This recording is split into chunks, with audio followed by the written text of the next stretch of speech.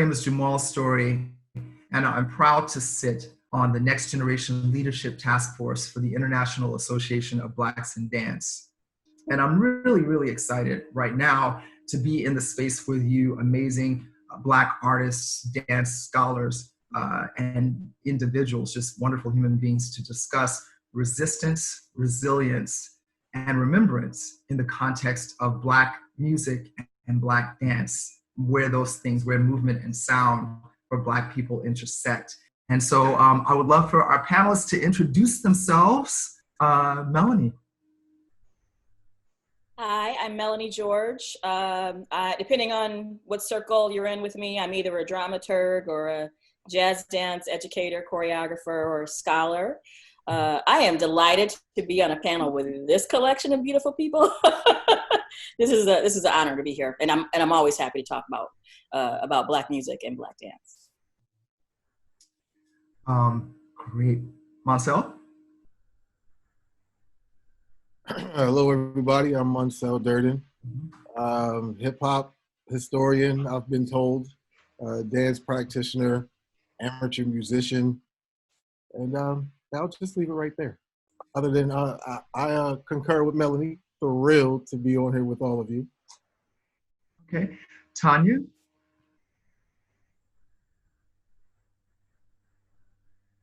I'm Tanya Amos. Big shout out to Miss Cleo Parker Robinson. I am a retired Cleo dancer.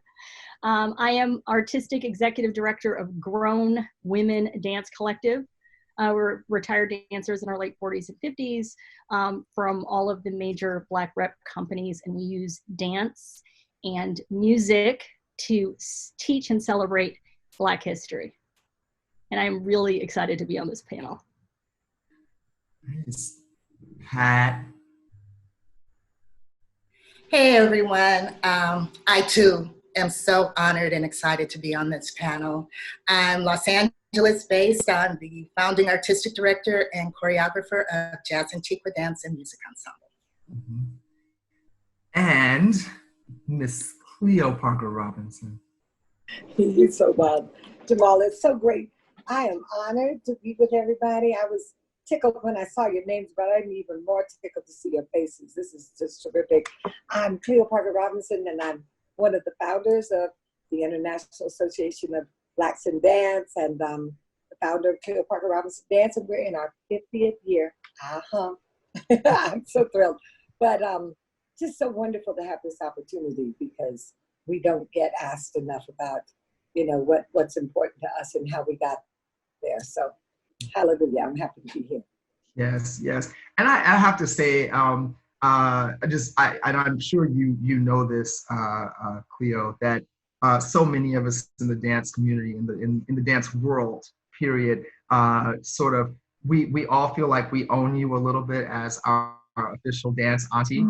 So I thought at one point, I said, if I'm introducing these people, of course, I'm gonna introduce Cleo Parker Robinson as my dance auntie, right? But then I realized that she doesn't just belong to me, she belongs to so many. So I'm sure that you know how beloved you are as a woman, as a leader, as an institution.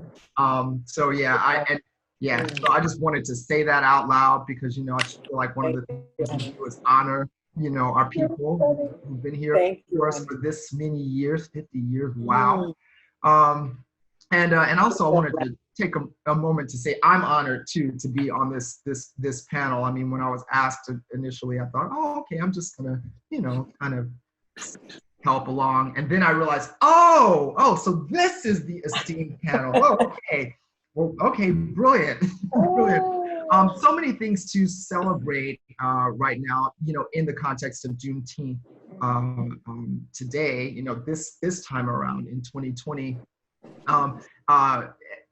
especially the awareness that now that there is a war on white supremacy, it has brought to light Juneteenth in a way that it has never really been sort of featured in any of the cultural landscapes outside of just Black. It's been, we've known about it, but now it's sort of out. If it was a secret with anybody, it's now no longer a secret. President Obama notes that African American music has helped the country to dance, to express our faith through song, to march against injustice, and to defend our country's enduring promise of freedom and opportunity for all.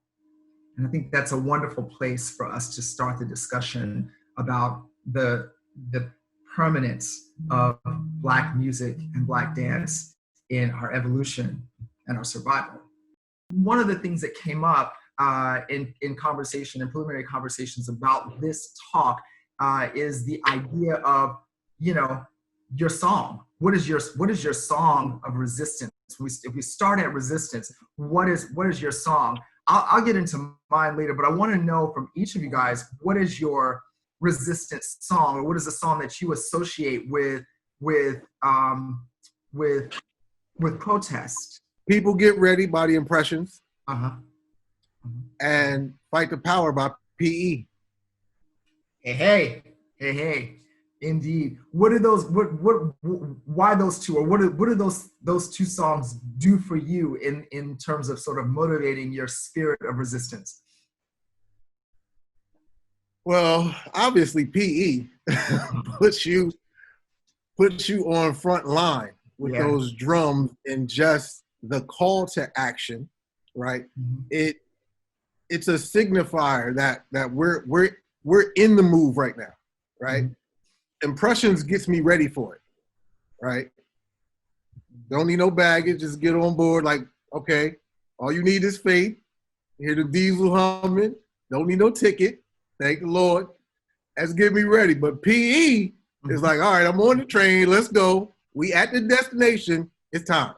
Mm-hmm. And so it's putting me in that mindset, putting me in a spiritual space, putting me in a physical space to not necessarily do harm, but to be present and engaged with the work that we need to do. Gotcha. And I wanted to remind you guys can all be you can unmute yourselves. We can just we're in a round table. I know that it doesn't feel like we're in a round table, but I'm gonna make it my goal to make you guys feel like we are all in the same room. Yeah, I was needed to yell some amens when he was saying that. Yes, yes. We listen in the spirit of Black music. We need the congregation. So I'm all for talking back. I think it's great. And I was gonna say too. The first thing I thought of, and Pat, I could be totally off, but 1960 what? Yeah. That would have been mine for you, Pat. The first one I would have thought of would be that one for you. And I mean, I've seen a ballet, a really, really wonderful ballet of yours to that. I could be wrong. Correct me, but I thought resistance song. That definitely is one of mine. I have a few, but sort of like thinking about recent work, and that really inspired me to kind of speak to this idea of resistance and resilience. 1960 What is definitely one. Another that puts me in like a spiritual place and has done so since I was young, since I was like a preteen, is John Coltrane's A Love Supreme. It's also a work that I've choreographed to, that I've heard, like I said, from being very young, because I grew up in a household where jazz was like the musical backdrop to just daily life. My grandfather was a jazz drummer. But as I grew older and got to a place where I could actually create movement to it and just sort of like reinvestigate it and what it really meant to me.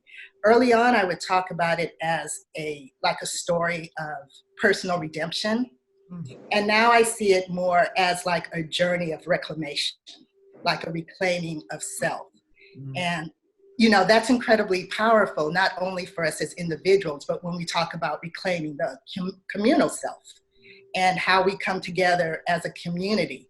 And it just sort of reinforces that idea of like resilience and renewal, rebirth and breath, and this ongoing support to one another that we have when we all come together. Wow. Yeah. Those are really, really, really good ones. Anyone else have some songs? Some like Yeah, I'm gonna jump in. I'm gonna second all of those songs, and I want to know how we can see Miss Pat's choreography. Yeah. Because I need to see that. Let's do that. Fight the Power, that's one that when I'm having a bad day, that will go on full blast.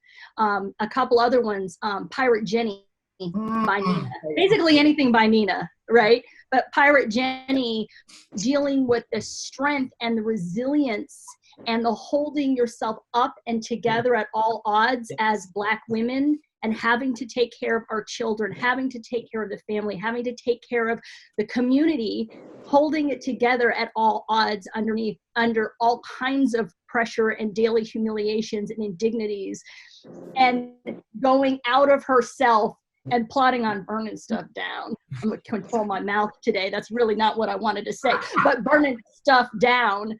That song, from the time I was a child, really, really had a big impact on me. Celebrating the strength and the resilience and the dignity at all odds of Black women. And the other one, the obvious one, is Revolution Will Not Be Televised. I actually choreographed to this work, and it's with a piece of police tape, right? And one person goes for the tape and tries to get over, under, around the tape and can't. And then two people come in from all directions and try to get over this tape and cannot. And then three people can. And at the end, we all come together and we do partnering, which is really interesting in your 50s, partnering to get ourselves over the tape. And it ends with Jamal Barnes stepping on that tape on the other side, right? Okay. And so people are telling us, but the revolution is, yeah, it's wonderful, right? I want to see it. You all have to see this now, Tanya. Right. So, Tanya, is that a new work? Is that a new work? So I do a lot of social justice work, and what's happened is year by year, I've become less and less patient, right? It was My Country 'Tis of Thee superimposed with the names and faces of African-Americans murdered by the police, right? Going into Still I Rise, which is resilient and defiant and everything else. And after a few years of doing this, I was like, enough is enough. We're going to stuff down now. And so at this point, I choreographed The Revolution Will Not Be Televised. That's an exploration. That's a less patient Tanya, right? So people are saying to me, but the revolution is being televised. And what I want people to roll back and think is that revolution is being televised because of cell phones and the internet. That is our narrative. We are, for the first time ever, been able to tell our narrative on a national and international stage. And then the media started talking about the narrative that we were putting out.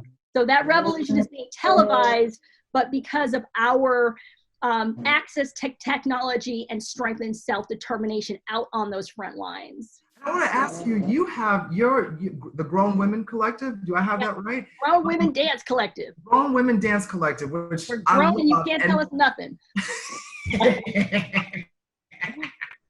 And part of it is, the grown part is that everybody is of a certain age. You do have artists. You have Kevin Bozeman, who was a Ailey dancer for years. Kevin Bozeman, Jamal Barnes, and Michael Metcalf, Daniel Marshall, Kara Abiog, who I'm missing, Renee Monique Brown, Daniel Marshall. Did I say Daniel? I mean, we've got all of these dancers that are now in our 50s that are from Cleo and Ailey and Graham and Ballet Hispanico and DTH, and it's a really incredible project. And they all have, they bring to the table their resistance, their experiences. I mean, long experiences with resistance. They bring that to sort of your work, right? To the protest. Exactly. And part of the lineage, right? Because we've got our ancestors behind us. We're all part of this deep lineage of Black dance, right? From the ancestors to those people that have recently become ancestors, the Miss Dunham and the Donald McHale and the Tally Beatty, right? This lineage is right here behind us. That's where we came from, right? Through us, we're like the grandmas and grandpas now, through the next generation. And we take it very seriously where we sit in this lineage, right? Passing on cultural knowledge, passing on dance knowledge, passing on stories of resilience and strength and history.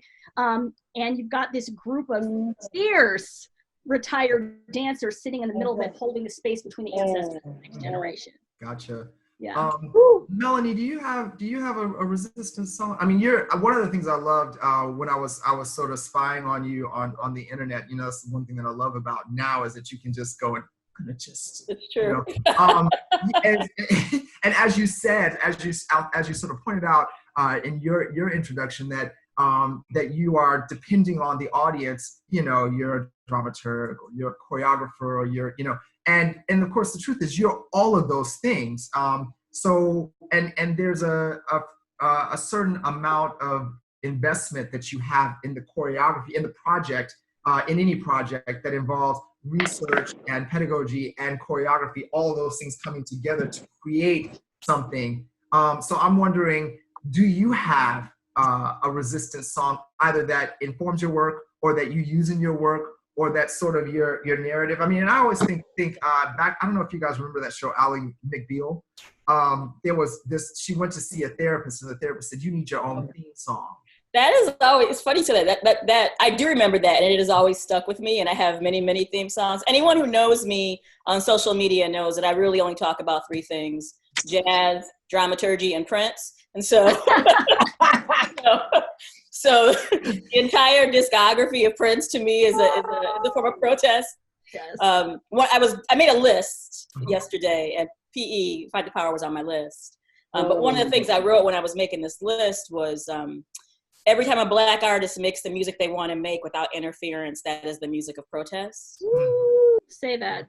You know, so yeah, I listed a couple of like some individual songs on this list. Move On Up by Curtis Mayfield. I think honestly, you know, I was born in '72, and so the music of the '70s, the music of my childhood, is the stuff that actually resonates the most as protest for me. Roberta Flack, Trying Times, is another one that really speaks to me. But then I started thinking about this thing about, like, when you get the freedom to make a thing you want to make without people interfering with that thing, that like Black joy is a form of resistance, that, you know, that music is a form of protest. And so for me, the entire Charles Mingus discography is a form of protest. And the entire Miles Davis discography is a form of protest. Prince being alive in this world was a form of protest. You know, I always am going to default to things that live in a place of soul music, that live in a place of R&B music.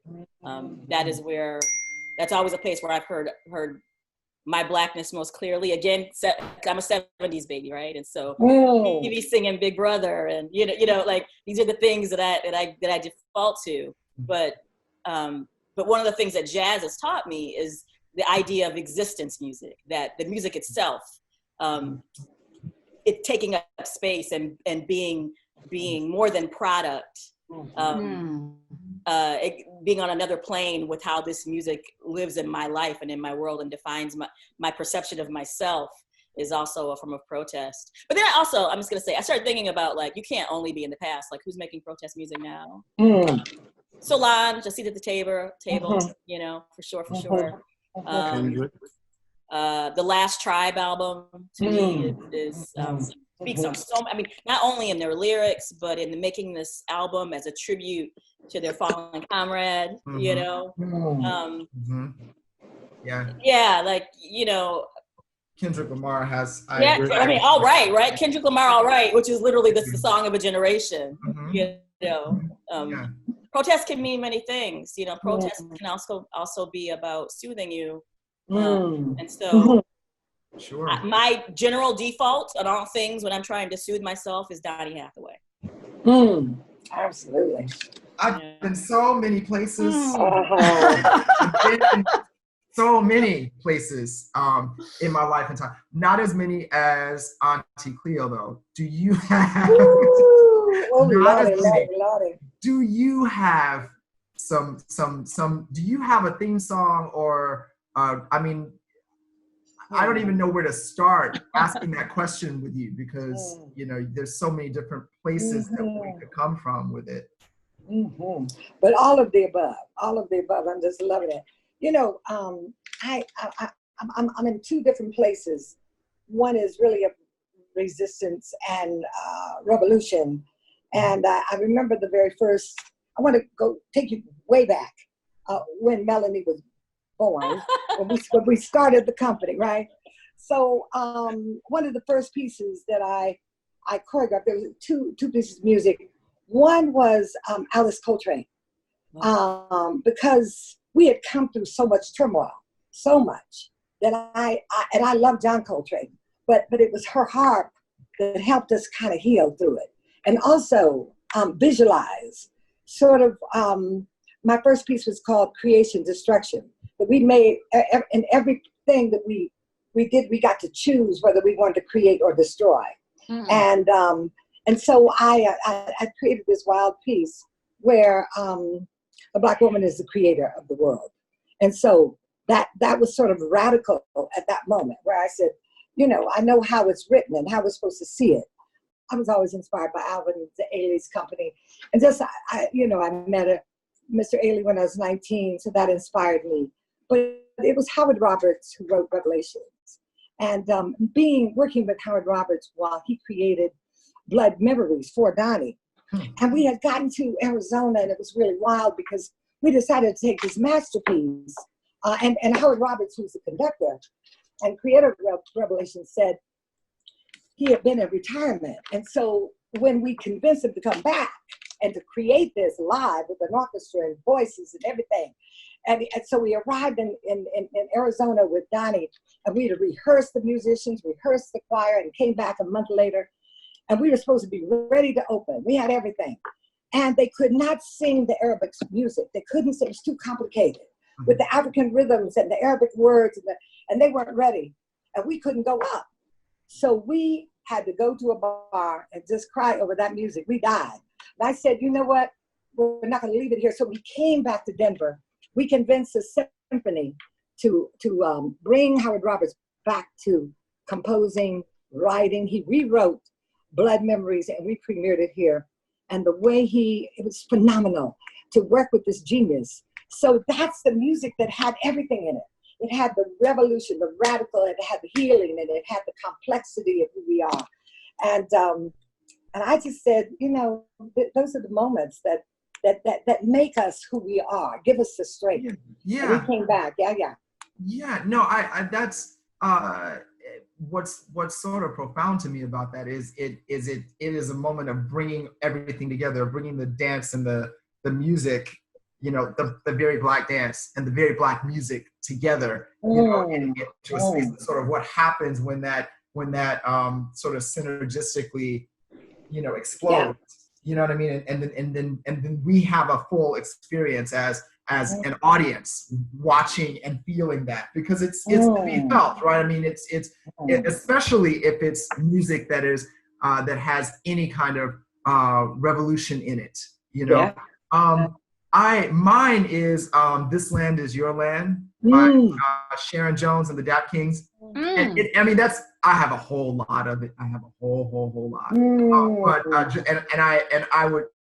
I would take every single one I mentioned so far. That one I choreographed a male duet to, and it was the whole idea was it was about the two of us, these two Black men who don't know each other, who are meeting in this dance, in this duet for the first time, and sort of experiencing what it is to walk in this land, you know, and then in everything that Sharon sings about, you know, private property, what does that mean? It's all sort of playing out right now in what's happening with when it comes to ownership. But I want to ask you guys all, because I choreographed that piece. I choreographed here and there. I have I'm Melanie. I'm a lot like you. It depends on who's asking what it is. I'm sometimes choreographer, sometimes aerialist, sometimes dancer, sometimes novelist, whatever. But I know that the people in this particular room right now are notorious in the best way for creating work, creating you know, sort of finding the nexus between Black dance and Black music. And I want to know from you all how has that connection occurred to you in your work? You know, the reason, the moment I knew that I wanted to not just be recreational, but actually have a career, was when I saw a recording of an Ailey performance on the Arts and Entertainment Network back when they used to show Arts and Entertainment. So I'm dating myself again. And it's not on video, but it was called 4 by Ailey. And it's, you know, divining, revelations, cry. Is it cry? But the one was Tally Beatty's The Stack Up. And seeing that performance, specifically seeing Gary DeLoach in that performance, changed my life. And, you know, and then you go to college and they tell you all the things that you understand about musicality aren't relevant anymore. And I swallowed that and unlearned myself for multiple years, you know. But then when I was deciding to reconnect with myself, to really find out how I was going to contribute to this field in a way that felt honest and maybe lasting, it was me going back to the things that I already knew, the things that had always been there inside of me. And the sort of blood memories of knowing how to move as an authentic jazz dancer without ever having had any real experience in that realm. My parents are not dancers. They are music lovers, but they do not move. Mine aren't either. You know, so while I grew up around jazz music, and my father was a jazz purist, he did not listen to any pop music except Stevie Wonder and Marvin Gaye. All right. That was his only conduit into things that were you know, popular. I understood how to move the way, you know, Frankie moved without ever having seen Frankie. You know, this stuff was like, it was imprinted on me, right? And so for me, as a jazz dancer, if you're gonna be doing jazz dance, and it has to be related to the music from which the word comes. It has related to the people from which the movement originates. And that all keeps going back to, you know, jazz and all things that come out of that continuum, right? So jazz into, you know, R&B, rhythm, what we call rhythm and blues, into funk, and, you know, into like, these are the places that I don't have to strategize my way to figure out how I connect to it. It's already right there. Yeah. You know? It's there. And so Montell and I are in this documentary that's coming out soon about jazz dance. And I don't know if this actually made it into the documentary, but they asked me like something to the effect of, why is jazz important to you? And I said, oh, it's my birthright. You know? I feel like I've said a whole lot of things that may not be the question you asked me. No. Listen, that's where my mind went. No, that covers it. What was the question? That covers it. So and of course now, you know, I'm making a running list, and I'm sure the people here at IABD are doing it too, of things that we now have to see, hear, and that is one of them. That is one. There's now a documentary coming out with you and Montell. So of course now I want to see that, and I hope that did make it in, because of course that's Black. You know, you start to look at sort of the history of all of that movement wise, and the music, and you if you take it back far enough, if you go to sort of pre-slavery with the traditional call and response, and then you move into slavery, and now, you know, we have work songs and hymns and things like that, moving further into the chain gang, and then the rhythms, things that sort of, you know, become part of the foundation for everything else that happens after that, into minstrelsy, into, you know, and then of course all of the dancing that gets us from, you know, the chain gang to, you know, drop it like it's hot, right? Montell, you would probably be the person in this room who is drop it like it's hot. We want to see. Everybody in here can drop it like it's hot. If I drop, it's I gonna be dope. I don't really drop anymore. You don't drop anymore? These knees don't drop. You get up, and if you drop it, just stay down there. Exactly. You drop it down, and then you're there for a while. for a while. There's a little recovery over here, just a little. But Marcel, what are when you have you're dealing with hip hop, and I mean you are an OG Rennie Harris movement member, but you have all of this background in jazz, and you're able to sort of connect the dots from then to now. What would you say about the relationship between Black dance and Black music as it pertains to sort of that gradual lineage, that evolution? Melanie said it, man. It's our birthright. Mm. It's, I often talk about mitochondrial DNA and understanding. You start talking about cellular memory or blood memory. Sure. We cannot forget that all of the eggs that our mothers are going to carry are developed in four months into utero in her mother. That's deep. Yeah, that's deep. I mean, I love about the grandmothers in the womb and the ooh la la. Yeah, no, listen, That's deep. That was deep. That's blood memory. We talking blood memory. We going back in it. I'm glad you said that, because I've had several conversations with people lately about sort of the genetic piece of all of this, especially with respect to Black people. I was the dance captain of Motown, the musical, and I remember one of the things that came up, even the singers.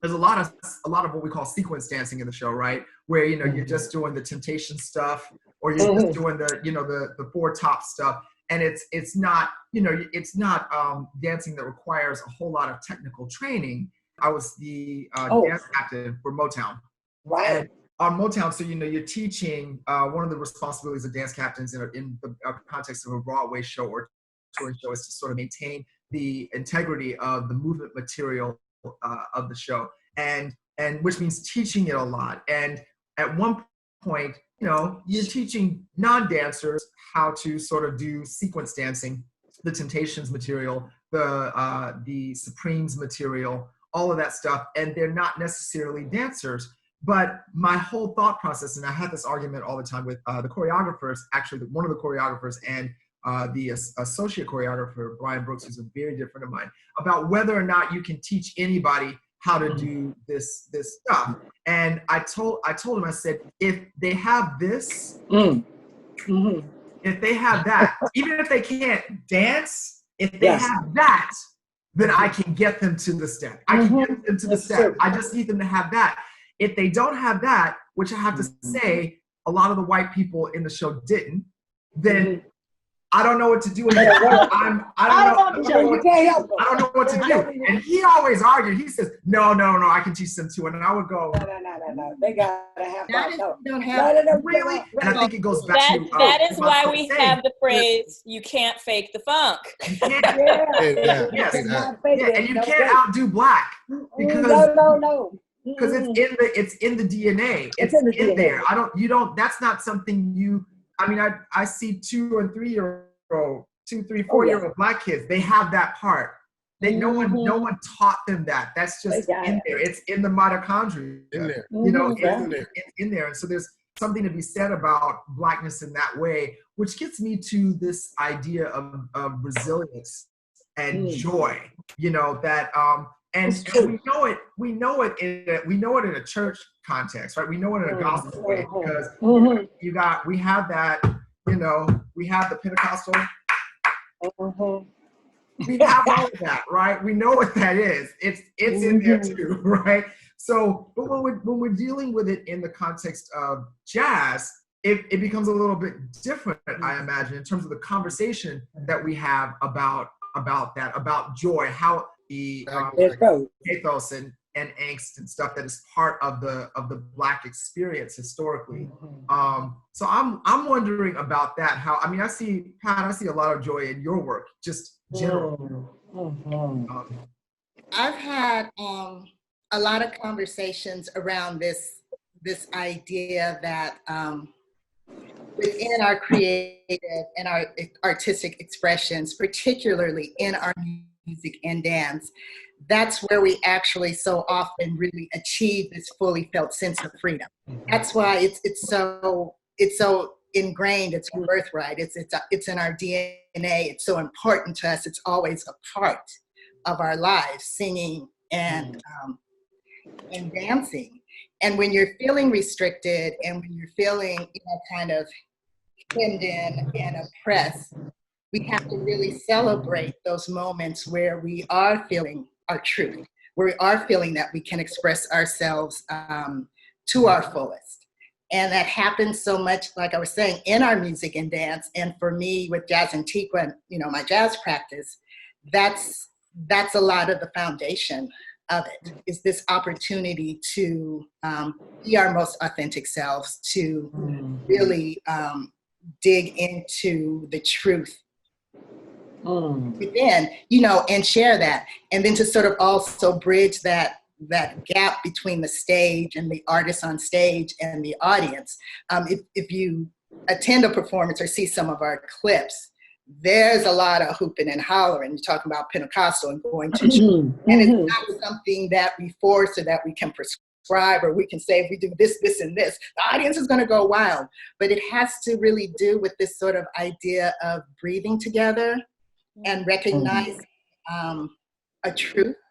Sort of like what holds us together and lifts us up. And a lot of that is in our music and our dance.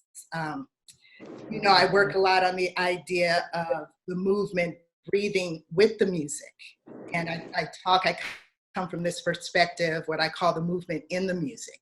And it's the way in which the dance engages and exchanges energy with the music, so that we're all breathing together and we're in conversation together. And then that transcends and translates to who's ever, to the audience, who's ever participating, so that they become a part of the story, a part of the journey as well.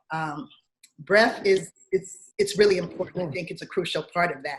Breath is part of what you were talking about, Jamal, when you're talking about this. If someone can get through, that has to do with breath and how you breathe in sync with, or you breathe inside of something. And I talk a lot with the dancers about the idea of inspire, or the word inspire, which means to breathe into.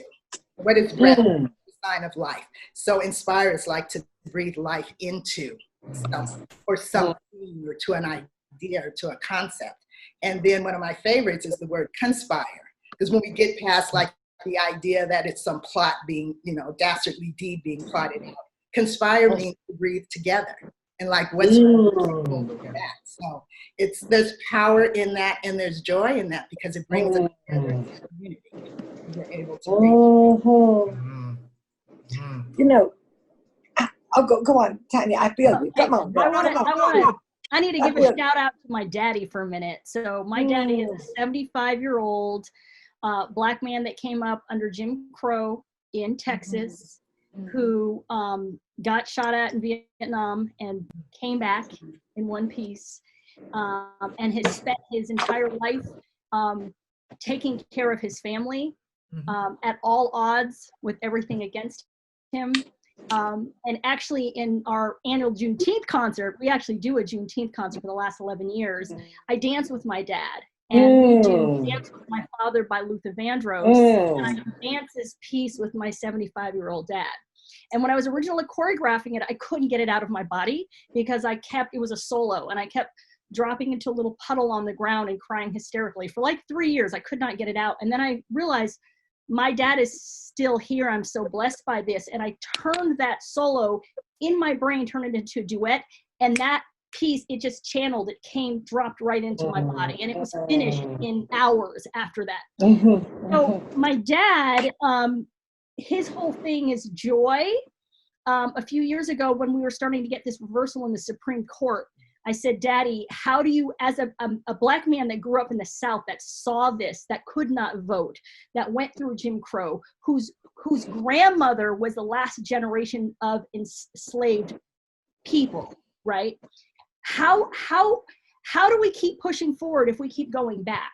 How are you processing this? How are you dealing with this? And he said to me, baby, and he quoted Dr. King, the long arm of justice, the long arm of history bends towards justice.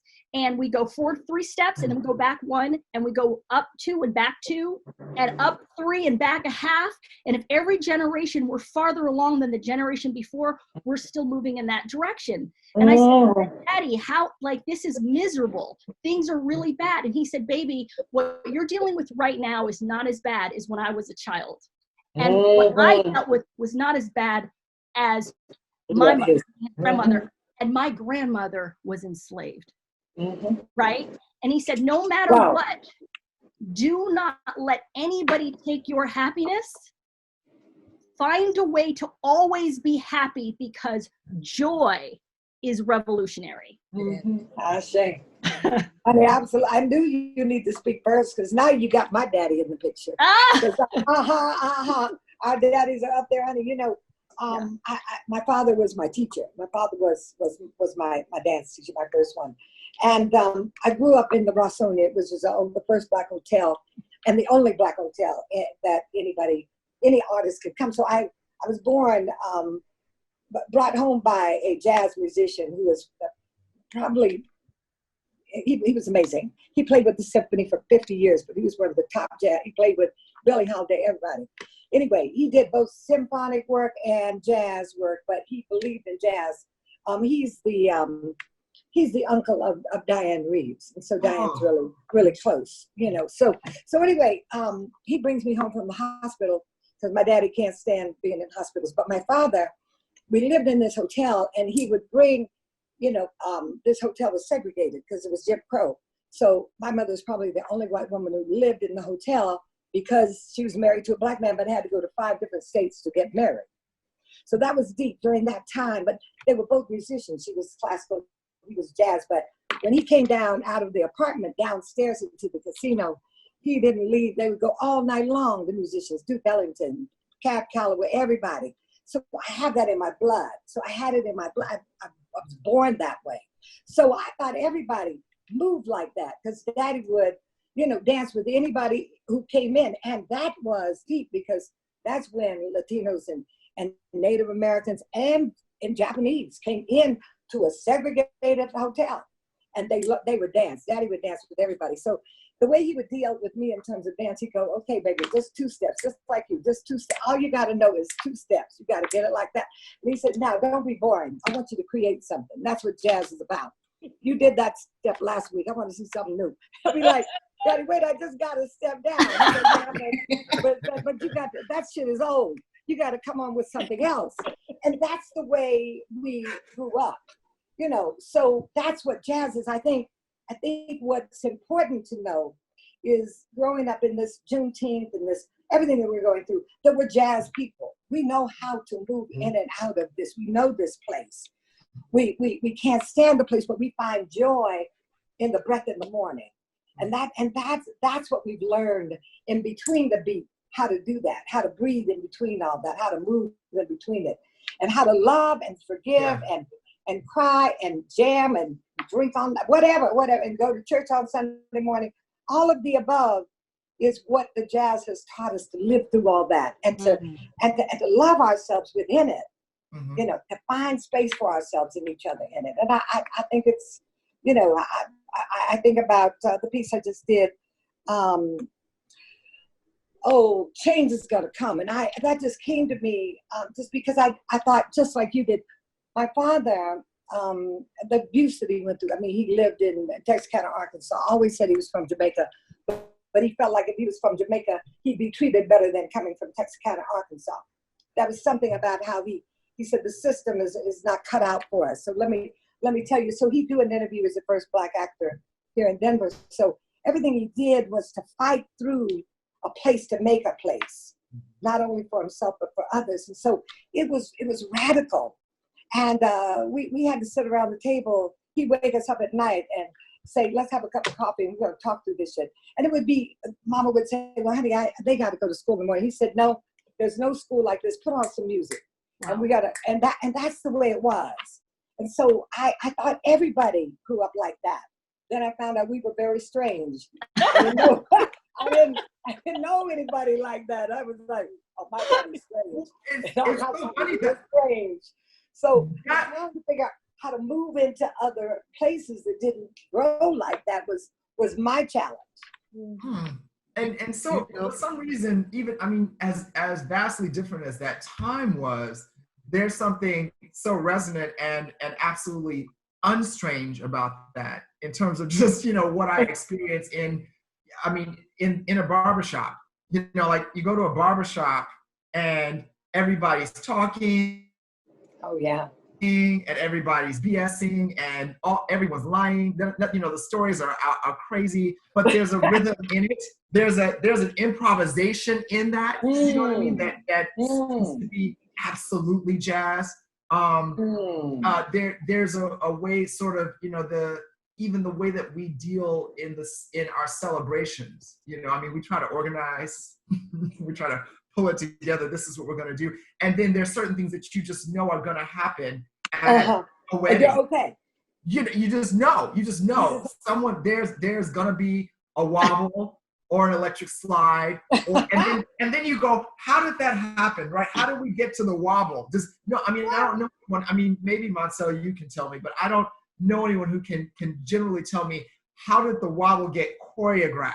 Right. It got made. The song came out, and then our bodies, sort of addressed the song, addressed the music. Our Black bodies addressed the very Black thing going on in the wobble of the song. And then suddenly, all over the country, if you go to a wedding anywhere, you're gonna jump in the wobble and the wobble. So I feel like there's something in the improvisatory quality of jazz that either informs how we are culturally in our spaces of joy and celebration, or vice versa. I mean, I don't. Do you guys have a perspective on that? Or, I mean, there's a couple of things I would like to share on connecting you and Cleo. So, like, we are children of the sun, right? As Roy Ayers said, we're the black gold of the sun. And so that was my list of songs, by the way, of Resistance. you know, add that to the list. Yes, put me down for that as well. The entrainment that we have with rhythmic vibrations and frequencies. I mean, first off, let's start with here. Everything in our existence, this planet, this universe, is rhythmical. Everything. The planets are aligned rhythmically. Our relationship to the moon and sun is rhythmical. Fetus grows in rhythmic cycles. The two hemispheres of our brain work together in synchronic harmonization. It's a rhythm pattern. When we fall in love, we are actually in entrainment. We are in rhythm with somebody else, which is why we can fall out of rhythm with that person. And so these things are like, as Cleo said, it's like it's in us, and we think, well, that everybody does this. And what I was saying, in even with connection to the blood memory, like there have been studies done. Robert Fance did a study in the 1960s based on the visual stimulation of babies. But we have Sheila Woodward from South Africa. We have Alexandra Lamont in the UK, who are both neuropsychologists who did work on the auditory stimulation of babies. And long story short, they basically found out that in utero, our ears start developing at 4 weeks and are fully developed at 24, our whole auditory system. And in that moment, we start picking up rhythms. Like, think about if you're hungry and your stomach growls and somebody can hear it. Yeah. Well, if you can hear what's going on the inside, what's on the inside can hear what's going on the outside. Now, even though it's through the amniotic fluid and it sounds like people talking underwater, that relationship to not just the heartbeat, but the flow of the blood through the different sounds, our mother's voice, our father's voice, anything in our neighborhood, anything in our vicinity, music. They basically found out that through an experiment with music, that a baby a year after being born and not hearing a song that they heard in utero remembered it. Wow. So there's a profound effect that rhythm has on us, especially if you grew up in an environment that nurtures that kind of thinking. And then you look at at a young age, young people are playing games. When I was a kid, we had paddleball, we had jacks, we had all these games, we had basketball, we had jump rope and double dutch. Well, double dutch, you are literally jumping inside of time, right? So we got time happening, and you are inside of time creating rhythm with your feet. And don't start singing Miss Mary Mack and doing Patton. So now we got 3 rhythms. So as a child, we in polyrhythmic movement already. Wow. It's nurtured. Like, you are corny if you can't jump rope. Yeah. Oh, that's right. That's right. So I mean, it's just to connect what you guys were saying. It's right. It is like, it's so in us. These ideas and in our environment, when that's supported, we think, oh, this is what it is. This is how everybody does this. And then you find out everybody doesn't do this. That's right. When I went away to college, I found out that not everybody had burnt down plantations in their family. And I had no idea that people did not have Panther meetings in their house on Sunday night. I had no idea. That was just, wait, what do you mean? Right. Wait, you what? I didn't know everybody didn't have a Uncle Huey. Right? I was thinking about your question about improvisation, because it's been when I accepted the role of improvisation in my life, I became a better teacher. In my early teaching, I used to overplan. But when I would have those magical moments, it was when something just happened and I just capitalized on that moment. And then I would try to recreate that moment, and it wasn't quite recreatable because I was so overly invested in being right, instead of being present, And I remember talking to my mother about this, and she said, oh, yeah, we do best in improvisation. That's what we do. And then I really reflect on who I was going to be in this world as an artist, and then all of the things that resonated kept going back to that idea of being able to make a masterpiece in the moment. Right. And when I was able to trust in that, I didn't have to plan so much anymore, Right. And I'm saying plan in a very sort of linear, practical sense of the classes I was playing. But I'm also talking about planning for survival. When I went to improvisation, I didn't have to plan for my own survival so much. Yeah. But that improv. And then also too. Oh, I'm sorry. Go ahead. I was connecting with Melanie like that. If we do have conversations about enslavement, that was a day-to-day improvised life. You didn't know what was going to be, so you almost got trained to be improvisational. To be ready. To be ready. You got to be ready. You had to know what. Yeah, you had to be ready for whatever happened, whatever was going to happen, and ready for the likelihood that it was not going to be the same. It could be absolutely more horrific than it was yesterday. So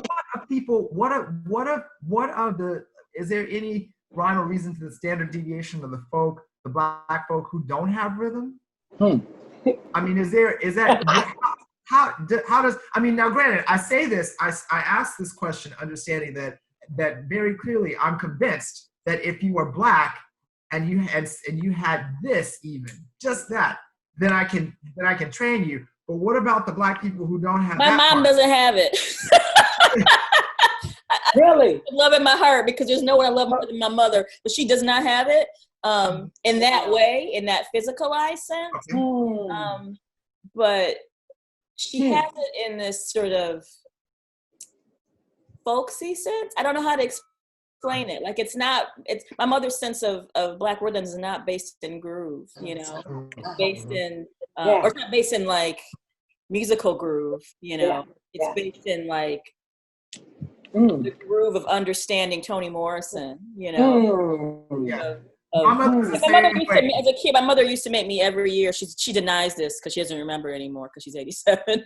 But when I was a kid, every Black History Month, everyone else was doing Mary McLeod Bethune projects and MLK projects. I had to do the Phyllis Diller project every year. My mother is very much a reader, right? This is what she loves more than understanding the rhythms of Black literature. Yeah. Yeah. Something that I'm a poet, absolutely. like multiple ways of knowing rhythm. Right. And I'm not like a voracious reader like she is, and so I do understand it in a physicalized sense, but I've come to understand that like she has a knowledge about language and about you know, narratives of enslaved peoples, and I used to she would play piano and we would sing Negro spirituals together when I was a kid. And that's so different from like my dancing life, but they're actually Yeah, are we siblings? My mother is the same way, actually. She is.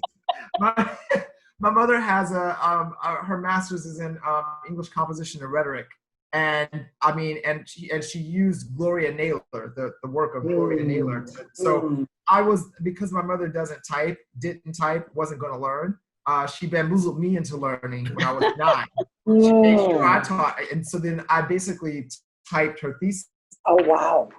And so I feel like I own that master's too. I told her, I was like, this is Power Master. I didn't write a single word of it. But it's the same thing. She actually always felt as if she were missing some portion of her Blackness, because of course she came up during the civil rights, era, and she was, she had the Angela Davis afro, and and Angela Davis complexion, and was as militant as, talk about protest and revolution. My mother was the one who got arrested, she was Catholic, right? But then also felt disconnected in the sense that she's like, how come I don't have this? But to Melanie, to your point, that's where she had it. She has it in her writing. She's a beautiful writer, and I've been trying to get her to write a book forever. But she says, I'm very lazy, I'm not going to do it. And all of the rhythm in it, I see the difference. I see the thing that makes this different, from Hemingway. But still of equal value in terms of literature. What's more rhythm than Langston Hughes, That's right. Absolutely. Right. The rhythm is there. Absolutely. I just did a piece with Langston Hughes poetry. But I want to talk about Elliot Pomari, talk about Black folks with rhythm. He heard rhythm very differently. And he was one of the finest jazz teachers I've ever had. But because he was Colombian, he had Latin African jazz approach. And so that was like, he would have Miles Davis, he would do everything. Charlie Mingus, he would hear it differently. And we'd like, Elio, do it again. And we try to catch the rhythm. And he'd be like, I don't know what you're doing. Elio, wait just a minute. We could not, it's the way he heard music. And it was fabulous because it was almost like abstract drawing. Like he would hear in between the beats, and then he would grab something and then write it, and then he would take it apart. And it was like, oh my God. And he would wear you out until you could finally hear what he was hearing. But it wasn't it wasn't no groove like that. It was not like that. So, and I find that when we were doing Black Women, it was all of our founders. We were, we've done moving towards the 21st century with Halifu and a number of things. But I remember we were doing a lot of intellectual work about writing papers about our Blackness and rhythm and so on. And we found out that most of the time we are very intolerant of people who do not have rhythm. That's something about our culture. If you do not have rhythm, it's like, what? You can't get this rhythm, we don't understand it. And so it was very interesting. Suspect. Yeah, it was like, we don't have any tolerance about it. Get it, you got it, that's simple. And it is not. If you have not been, even if you, if there's sort of a blood memory, if you have not been grown, if it has not been nurtured, or if it has been even oppressed in some way through our Christianity or whatever happens in our households, it can happen where you almost deny that part of you, where you say, I really don't have rhythm. And I think that's something we look at all the time. Yeah. Pat, your mom was a poet, no? Short story writer. Short story. Did you find? I mean, without putting your mom on blast in that way, are you in the club with me and Melanie, or did she? could she cut her rug? She was smooth. I'll put it like that. Her personality was a kind of very laid back, kind of smooth sort of thing. It wasn't going to be a lot of that. Okay. But she had that fire inside for sure, because it could come out. It could pop out, and it would pop out in her writing most often. She was, my mom was one of the founding members or early members of the Watts Writers Workshop. Oh, yeah. Right, here in 65. So I'm like Tanya in that I thought everybody's household had revolutionaries in there talking and coming over for, do you got anything to eat? It's supposed to be a few past 5, and 4 hours later, they're still there. And, it could get heated, but it was all in love. And so just that energy bouncing around, it was odd to me, even seeing my mother there, because she was so smooth and she was just so laid back. But that fire and that rhythm definitely inside. Wow. So yeah. Okay. Well, so when if we're dealing with joy and rhythm and resilience and sort of the resilience through joy that is sort of present in our experience, and that we're going to celebrate Juneteenth across the country in our various Juneteenth celebrations. And by the way, Tanya, I want to see whatever you've done for Juneteenth. Now, I mean, we all have to see that too, because this is where we're going.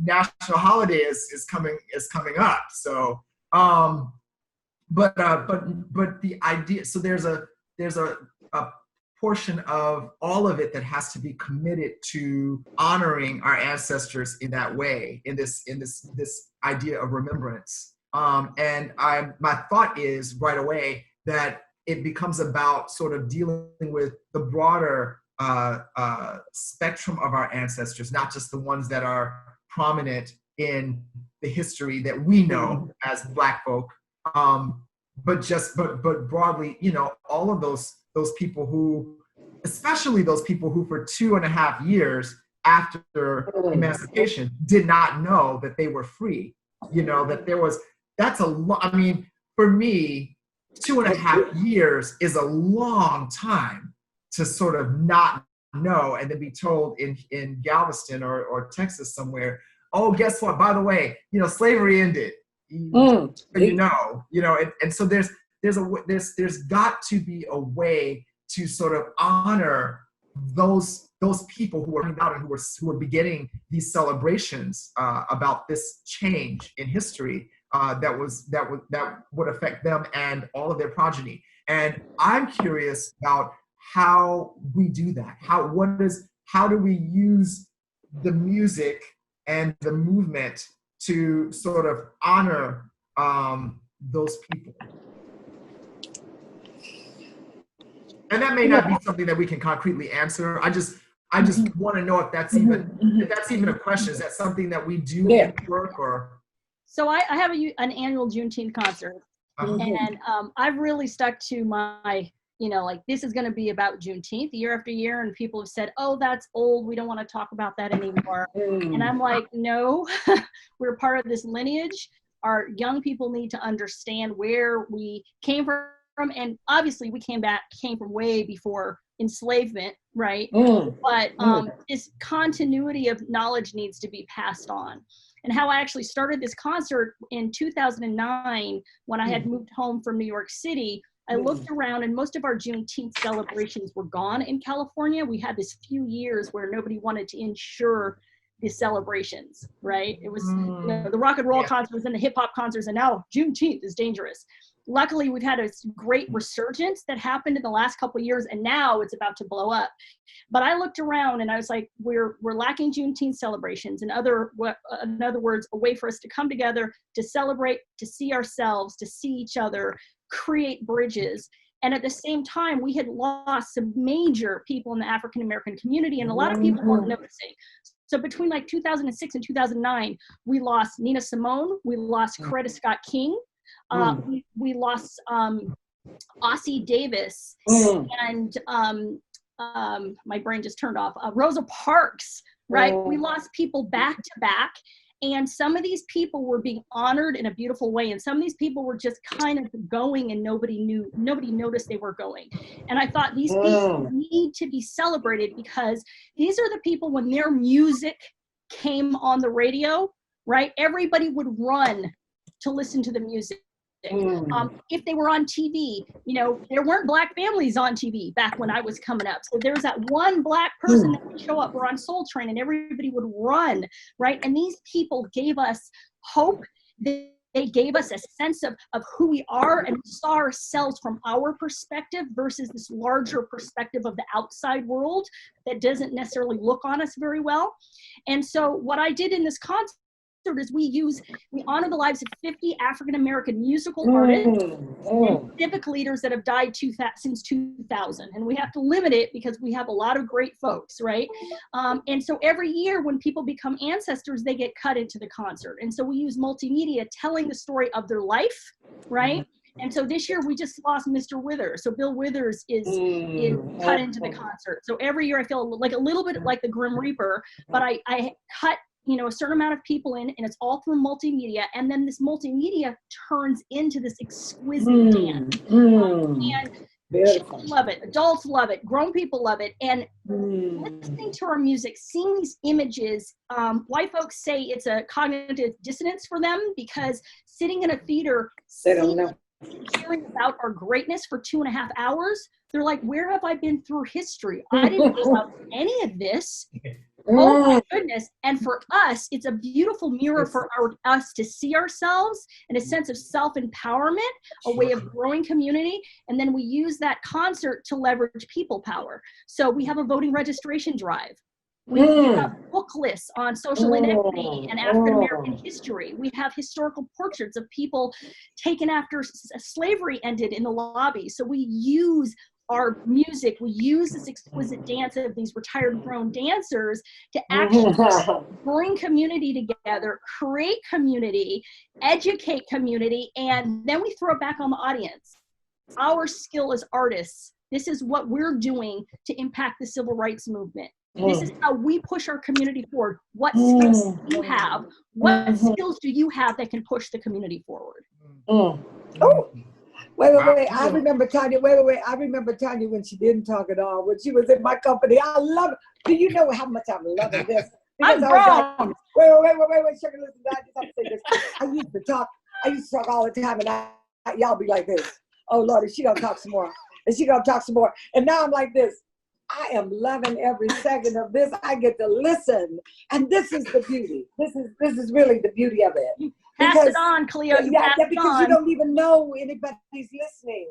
And I'm like this. Half the time we're dancing, the next time we're talking about our issues. And I said that doesn't happen in ballet. I mean, it doesn't happen. You know, I mean, we have to do it. That's how we train ourselves wholly, holistically, and that's what I love. I love you. Cleo, you passed it on. I'm excited. So you're passing it on now. Jamal and Michael and I mean Gary Lewis. Oh yeah, Gary Lewis. All my children and all my children. But you know what's so wonderful? And I look at Malik the same way. I mean, I am so glad that he had the experience of Rod Rogers and Elio Primari and Gordon Parks and all the people. Ossie Davis was at our theater, and we would bring, you know, they came in for nothing. They didn't come in for money. I think about all the folks who would come in, and you all know it too. I mean, Jamal's been with us and myself. We don't have the money, but we're rich in spirit, and so that's what the music has done. And the struggle, because I was born in Denver, but I was raised in Dallas. So when I knew about Juneteenth, and I was like, what? I know what that feels like. I lived there. I lived in Dallas. I know the mentality of, we're going to keep you down as long as we can. As long as you don't know about it, it's going to be just fine. Because that's the game.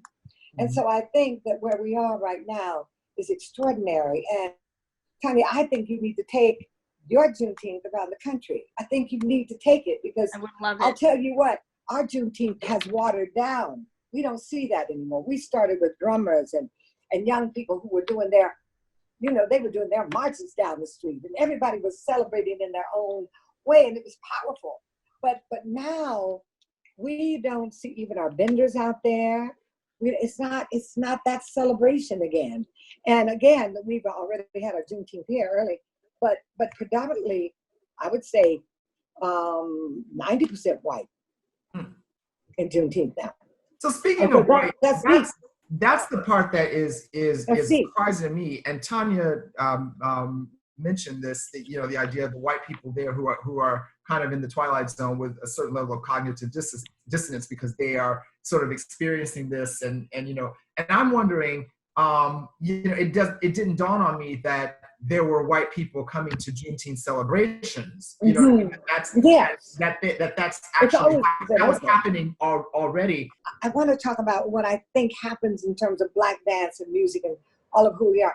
That I do believe that it always has been on the front line of political change. And I think right now we want to change institutions by any means necessary. The institutions have to change. However anybody knows how to do it, they have to do it. whatever you bring, whatever your gift is in life, you better bring it and change it. If you are a doctor, if you're a nurse, if you are a scientist, if you are a dancer, if you are a choreographer, I don't care if you're a music maker, if you're a politician, everybody got to bring it and make it. Because there's so much change that has to happen in our education system, political system, all of these systems, that everybody has to get on board. Like they say, get on board, come on, we got to do it. I just had this thought that one of the things that I see happening, and that I'm personally doing, in all of this discussion around anti-racism and decolonization is, and it actually relates to what you were talking about earlier about the Juneteenth narrative and how it's much more complicated than it often gets explained. And nothing about our history has ever been as neat as we were free on one day. Right. Nothing's ever been that neat, right?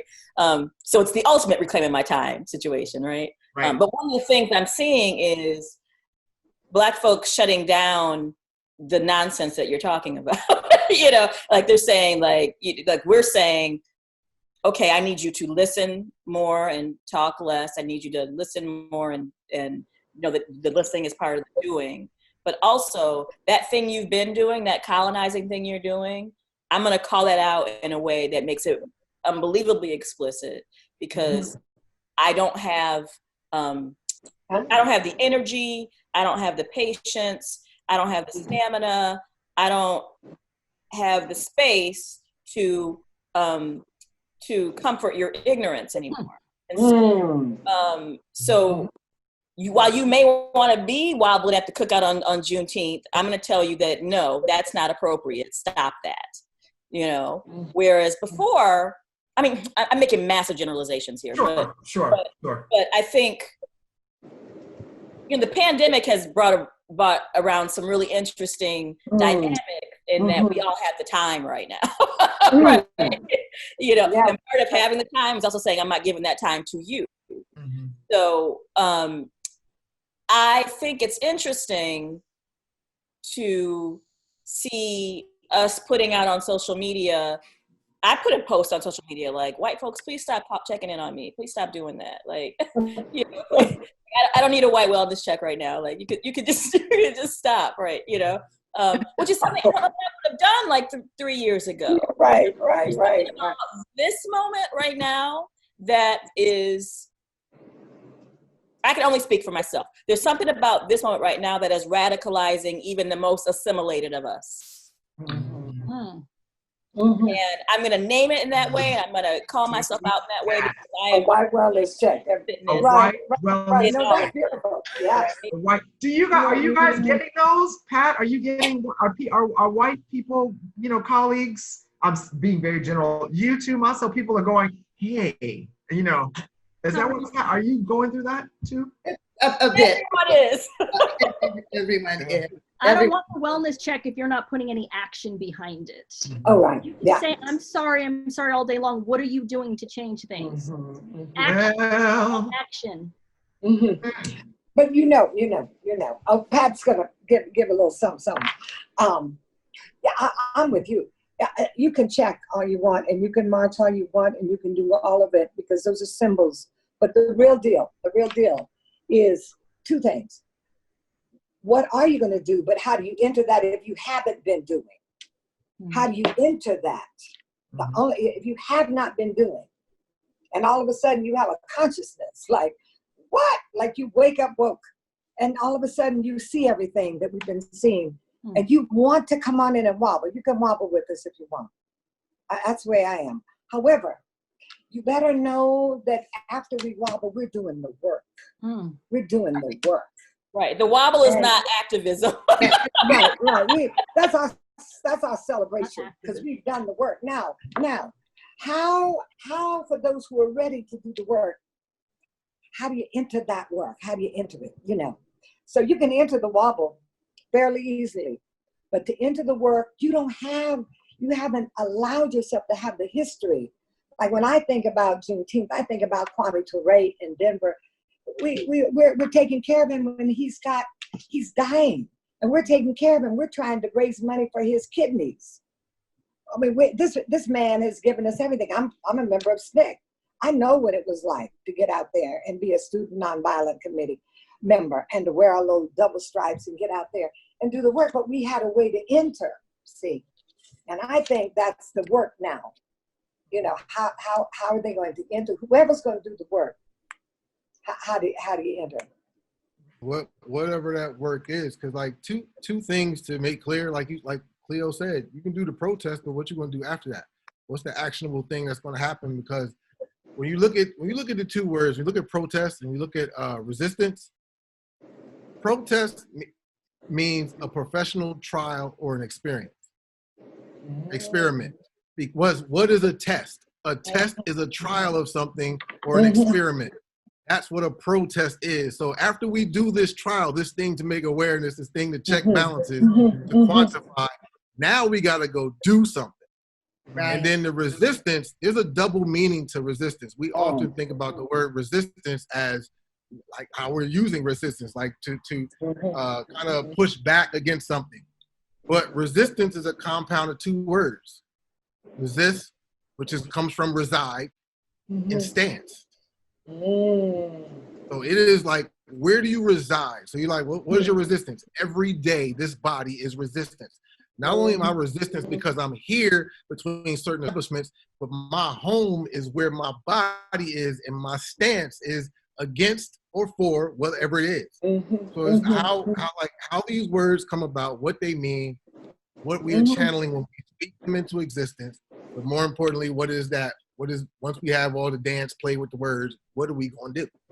What is the plan of action? So the protest it gets it going, but we got work to do after that. I want to see Black voices centered in this because it's wonderful that all of these people the first time are waking up and saying, what can I do, what I can do. A lot of us are already doing the work. Y'all are waking up. We are in these streets every day, whether it is arts, whether it's wellness, whether it's tech, whether it's medicine, whether it's law, right? We are already doing the work. So instead of y'all trying to reinvent the wheel, use your privilege to amplify what we are doing, right? And center our work, our words, and what we see is a way to solve the problems in our communities, right? We know what the solutions are. We just need to be amplified. And I'm going to relate and compensate folks for their labor. Absolutely. And I'm going to relate that back to doing the work and not getting paid for that work. Right. And relating that back to Juneteenth, this story this myth about us sitting around Liberation. waiting to be freed, right? We were fighting on those boats. We were fighting as we were being dragged off the boats. We were fighting on those plantations. We were burning down plantations. We were putting glass in masses' food. We were poisoning people. We were dancing in the woods away from white gaze because we could not be seen over 6 people or would be in bad shape for that. We were in those woods, bringing, drumming, singing, conjuring, connecting. We were in those juke joints, singing, dancing, conjuring, finding our humanity. And we fought all the way through. And that last 30 years of slavery was so bloody. They're like, oh, we better free these folks because they're making it really hot. So everything came together at the same time. And now we've got this Emancipation Proclamation, but trust, we would not still have our freedom if we had not helped free ourselves. Absolutely. God helps help themselves. Listen, so Juneteenth ultimately is about freedom. It's about, I mean, that's really what the celebration was about, emancipation, right? And so I want to know, where is the portion of your narrative that has to do with freedom in terms of that's innate, the part that just comes out into the work? It shows up in, we've been talking about improvisation in this conversation, but the power of that to speak and be and feel in the moment, that it doesn't have to be prescribed, or it doesn't have to be sort of monitored, or we're watching what we say, or we're watching what we do, but we're being truthful and we're being honest in that conversation that goes on between the dance and the music. The way in which that improvisation sort of embodies this democratic ideal in the way that we embrace the individual, we uplift the individual, we amplify that voice, we give it a safe place to be expressed. And in doing so, we build and strengthen the community, or we strengthen the whole. Thinking about music and dance, we're thinking about each dancer and each musician being able to contribute fully and without hindrance and honestly to the story, and to make that entire piece or that entire moment in performance work, to support it, to lift it up, to elevate it. And if we take that from the stage and look at that same ideal for our community, that we give space for our individual voices as Black people, and the way that then builds and uplifts the community overall, I think it's important to me. It's important to us. We make sure that it's foundational in what we do, that it's at the root of what we're doing, that sort of conversation and the way that we just exchange energy. And it's a glorious thing. Freedom in that. And I go back to truth all the time, because I think being able to speak a truth in spite of, and even propelled by the resistance that you receive when you're striving to speak a truth, it just elevates it. There's just something so amazingly powerful about that. And I think it reads through the performance. I think it comes off stage. I think it filters through the audience. Our audiences are predominantly Black. They are mixed, but they are predominantly Black. And I think anyone there that's non-Black that witnesses or bears witness to their change as well. It's transformative. May not have been aware of for sure, or didn't realize the power and the joy and the beauty of and the strength that comes from that. Melanie, how about you? Freedom, the freedom space. Yeah, I want to actually speak to it because we have so many amazing dance makers on this panel, and I am one, but I actually want to speak about it from a scholarship perspective. Okay. Because for me, every time I get somebody's name in a book or an article that would not normally have been part of the dialogue, that is a moment of freedom. I wrote I wrote a chapter in this book on jazz that Mansell and I are both contributors to. And my chapter was about pop culture and the 80s, essentially, like music video dance in the 1980s. I loved it. And my proudest moment was getting Otis Saleed's name in that chapter. Like, Absolutely. like, this man does not even know me, but he has influenced my life. I love, you know. Yes. So my scholarship that I'm dedicated to over what's going to be a multi-year project is it's a project called Jazz in the Margins. And you know, there are many, many people, of which Mansell is one, who are experts at true authentic jazz. And so that's not where my energy is, right?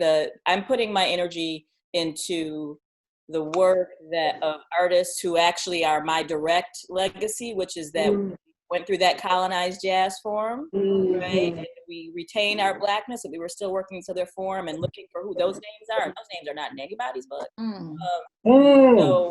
That's freedom. So yeah, so I'm looking at, you know, the Paula Kellys and the Louis Johnsons and the Billy Wilsons and Williamson and Frank Hatchett and JoJo Smith. Like, these are the people that to me are the me's in 1965. You know what I mean? Like that. There's something about that feels like, oh, that's actually my calling.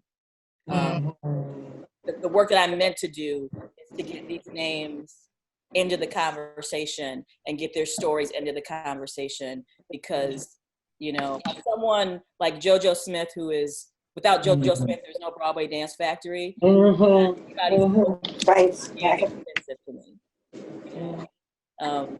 Same with Frank Hatchett. Like, whether or not people see him as being true jazz, that's not the discussion that's not the conversation that I'm writing about. That's a different conversation.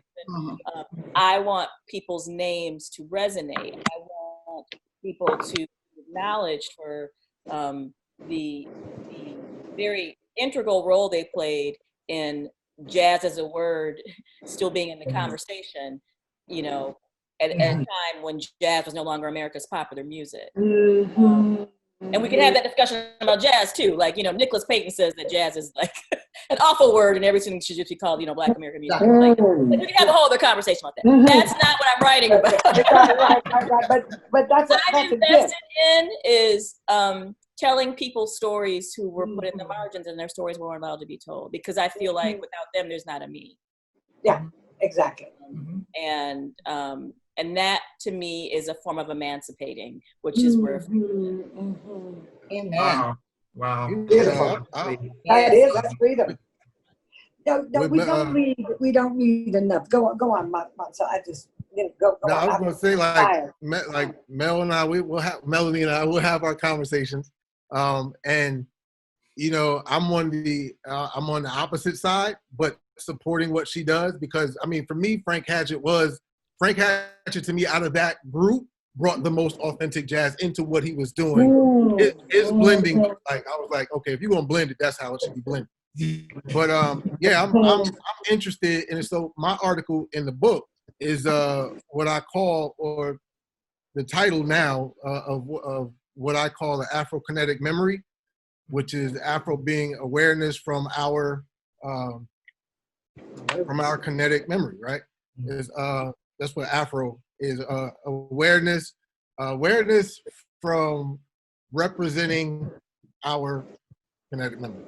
But I'm trying to talk about, like, you know, Edith Matthews and throwing Ann Johnson in there, and Madeline Jackson, and all these jazz greats that nobody talks about, and the influence that they had on, if I can say, the concert world jazz dancers.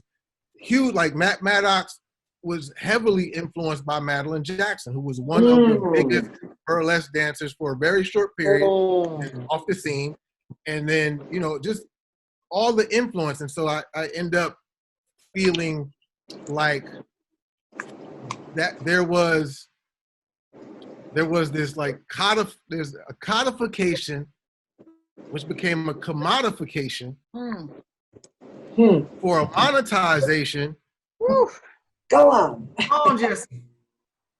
Just through corporate eyes, right?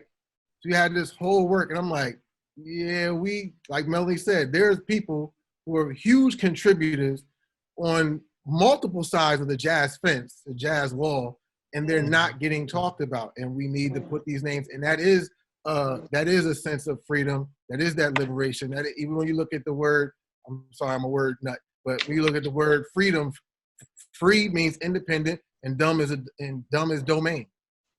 So independent domain of having that space, creating that space, living in that space, breathing in that space, sharing that space, remembering, that Sankofa, and that becomes part of this energy, that freeing those names that have been locked away, that have been unsung. Yeah. You better preach. That's deep. I think the same thing with studying with Catherine Dunham and not getting the credit in terms of how she laid down those complex rhythms that were really global. They were global, and they were African rooted, and they were Haitian rooted, and so it got blended into all of this, and we don't even know how to dissect it anymore. But if you don't, I think I look at people who are trained, and so many dancers train in ballet. I mean, our Black dancers are trained in ballet. But when they're not training in something like the Dunham technique, they don't have the strength and the stamina and all of that it gives you. Your understanding of how every part of your body works internally and externally, and how you live the dance. And that's what the music does. And she was able to, every class, we were able to understand the music first before we even moved. It wasn't like play it and accompany the dance. It's just like you are one. You have to figure out what that oneness is. And I think we're missing that kind of training where a dancer really understands the musicality of their own body. And it can be authentic, it can be different. They can understand it. Like when Diane McIntyre works with us, it's like, that's it. I mean, it's wonderful. We had Blewett come on in and work with us with the Maasai. We brought the Maasai in. And we brought in about 5 different tribes out of Africa, which was interesting because you know how the Maasai are moving, very different than the Kenyans. And it's where you are. I mean, they would hear differently, kind of, they would hear it differently. And then another one would be like a Senegalese feeling. And so we're using all of that as our fusion. That is our gift. And many times we don't even know what we have because it isn't broken down like you break it down, Montell, you see. And we need that, we need it. I was named after my cousin that I didn't know much about, Ann Henry. And she was a great jazz artist out of Chicago. And she talks to me about how she was one of the innovators at Jacob's Pillow. And I said, do you all have any information about Ann Henry? And they go, who? I got all these archives of Jacob's Pillow. You don't have anything?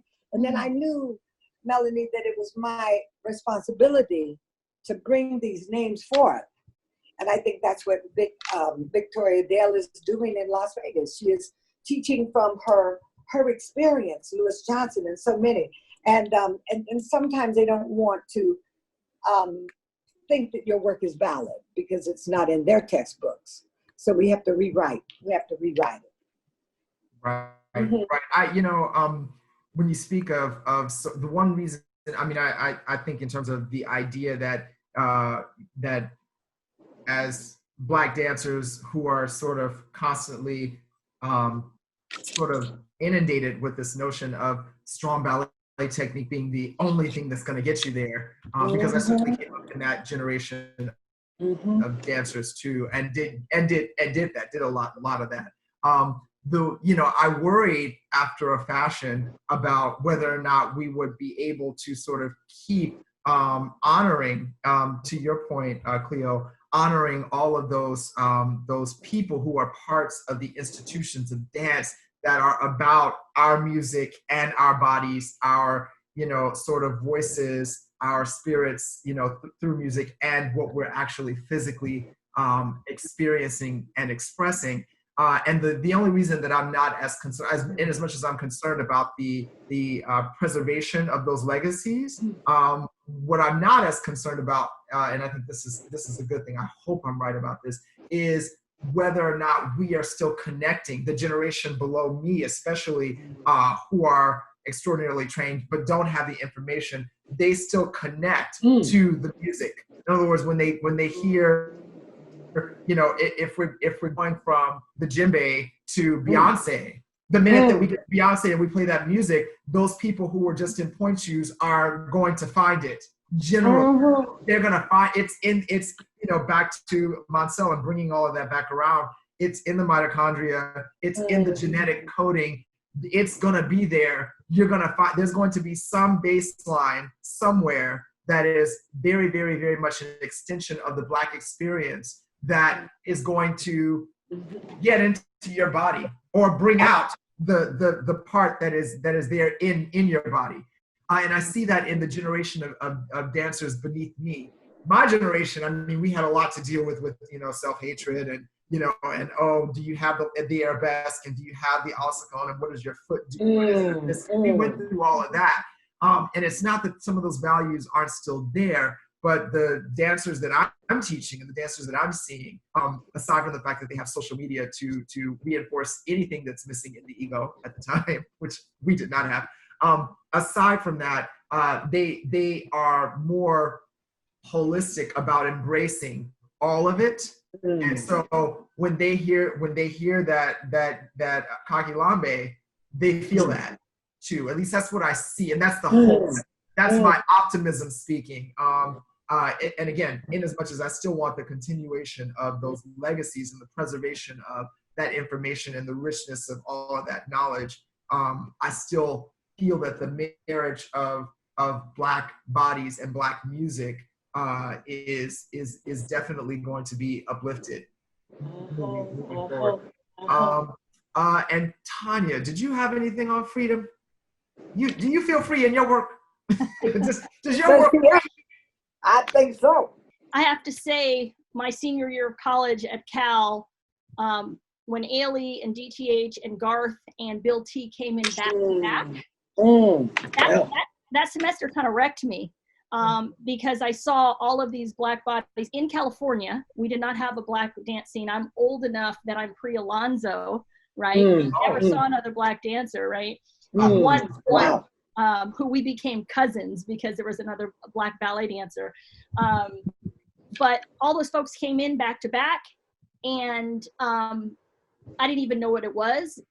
What is that? That's not jazz. That's not ballet. What is that? Right? I had no concept. And when Bill T had the Black woman pulled up by her heels, shirt strapped up, pulled off, and then beaten on stage during Uncle Tom's Cabin, I lost it. And here I was in a theater that was completely white because Black folks don't have access to those tickets, right? And I was a student, so I got $5 rush tickets, and I sat there and I bawled and I bawled and I bawled, and I realized in that moment that you could use dance for social justice. I lost it.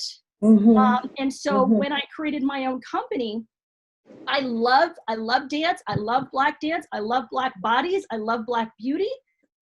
But the choices I make in my work, I'm using my art to push the civil rights movement forward, right? And so I do have a freedom because it's my stuff, right? And who I am as a Black woman walking around in this body, right, with all the things that we deal with on a daily basis, and then have that ancestral memory going back, right? My job is to take that back, bring it through me, and push it forward. And I'm using my voice for that. That is emancipation. That is Juneteenth. That's it. That is Juneteenth. Yeah. Before we get to the very end, there's no way that we can have a complete conversation about rhythm and Black bodies and movement and music without dealing with tap. I mean, you know, and of course I go immediately to Sandman Sims and, you know, all of these old school genius tappers, and then moving on to someone like Ayodele Cassell, Jamesha Sundry, you know, and I don't know, well, Ayodele props up for me because I worked with her quite a lot, and she's absolutely phenomenal. Talk about improvisation, talk about sort of discipline in the body, but then freedom and discipline married in the body, and sort of coming out in a really, really, really tangible, extraordinary artistic way. And so I want to talk about tap for a second, and I say that again, that it's something that we can't not talk about in this broader conversation about that, because it literally is about rhythm. Marcel, what are your thoughts on it? Yeah, like I said before, rhythm is in everything we do. We walk in rhythm, we talk in rhythm, we write in rhythm. And, you know, if you go back to, I mean, you can't have a conversation about tap without acknowledging this amalgamation of Scottish Highlander, of Irish jig, hornpipes and reels, of English clog, of what Henry William Lane brought to the table in terms of keeping an Africanist aesthetic in the movement, being grounded, being very percussive, being polyrhythmic. And so the starting of, in his vigor, being able to manipulate, if you will, Irish step dances, because where he learned Irish step dances before he moved to New York when he was 12. Coming from Rochester, I want to say. But being at the Almac bar and continuing his learning, where Charles Dickinson saw him at the Almac. But that level of playfulness, if you will, just adding these, you know, this improvisational rhythmic capacity to tell story, to pick up other culturally specific ways of moving and kind of recontextualize what that movement is, to inspire other Black folk to then jump into that mix, to then get somebody like King Rostas Brown, who created the time step, to then get Bill Bojangles Robinson, and then you know, John Bubbles, who's the rhythm king because he added the heel.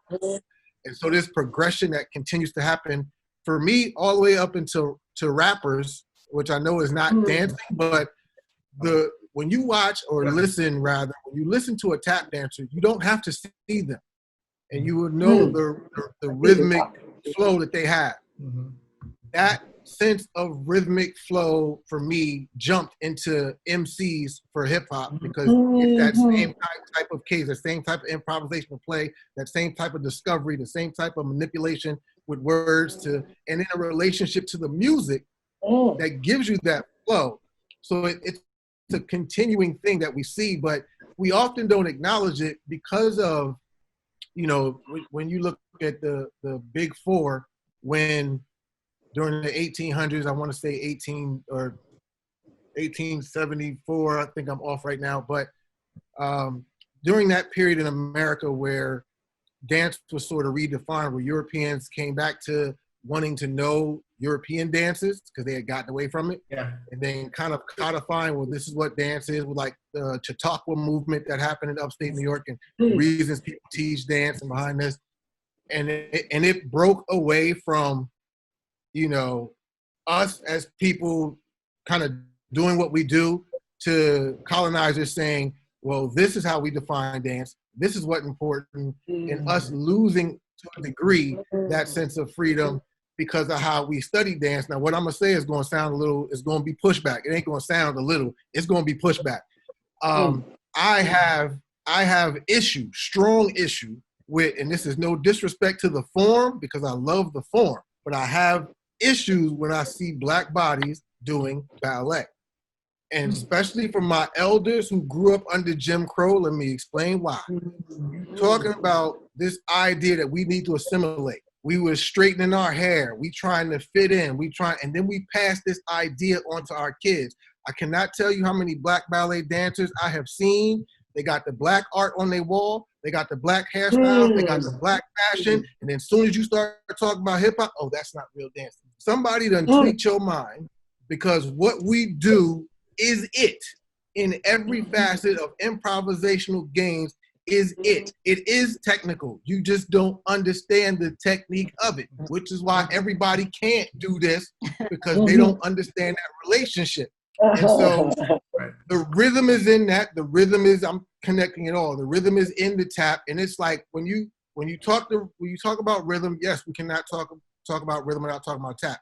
When you talk about freedom, there is a conversation that should be had, I think, that looks at the chasing of, I belong in this dance studio, I belong at this counter. And I'm like, I don't care 2 cents about your studio or your counter. I belong with my people celebrating the way we get busy, because that's more valuable to me than what you do. Because if I cannot grab hold of somebody using of stories that, not that you can't do it, but stories that use somebody else's cultural movement to tell my story. I'm looking at you like, none of that movement exists in my community.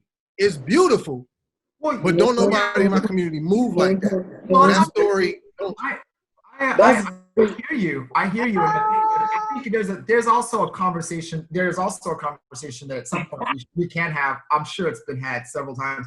But about also the appropriation of Blackness in classical ballet. I mean, that's, in other words, going back to sort of what I was saying about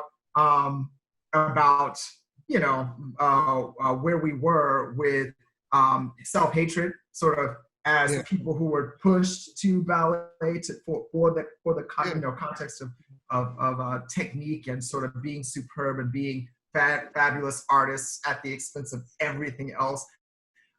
There, in the context of that, we were not educated on all the ways that Balanchine co-opted, us. So, being enamored. It all goes back to Black. Ultimately, it's just about getting that information out there so that we can see ourselves in that too, but see ourselves thoroughly in it in a historical context as well, and not just in a sort of we are white people who are the purveyors of this art form, and then we get to sort of hold complete agency over all of it. And I'm not saying don't study it or do it. I'm not saying that. I'm saying understand the value in both. That our social cultural differences is like learning a language. You're learning cultural movement. No matter what dance you learn, you are learning the way those people see themselves as artists, as performers, as beings. And so we learn that, but you don't learn somebody else's culture and supersede that over yours. You learn both because you're speaking language, and it is complicated, but absolutely. When we talk about holding it down for the culture, to me, it truly is the tap dancers, because their training model is the training model that it has always been, right? The way in which the movement is imparted and the way that legacy is built into imparting that information about how you have to know this history, you have to know who Jimmy Slide is if we're going to talk to you about this technique in the class, which is something that is completely absent from jazz training. Not completely, a complicated discussion, but you know what I'm saying. When I see Jason Samuel Smith, Jamesha Sundry Edwards, Derek Grant, they are holding it down. There is resistance built into their choice to even study the form in the first place, and their understanding of themselves as flame keepers, right? And that if you step this dance, you assume that role, and there's no doing this work and being halfway in and halfway out, because people literally get drummed out. It is beautiful to me, and I see that replicated in the true soldiers in hip hop, Moncel. I see that replicated. I also see how hip hop has been co-opted in the same way that tap dance has been co-opted. So it's this weird, mirrored parallel journey that both are on. But the thing that they retain, that I am so deeply jealous of as a jazz dancer that has come through a colonized training, the thing that they retain is this sense of community as the primary. Yeah, they do, absolutely. That is what That's true. lacking in so much.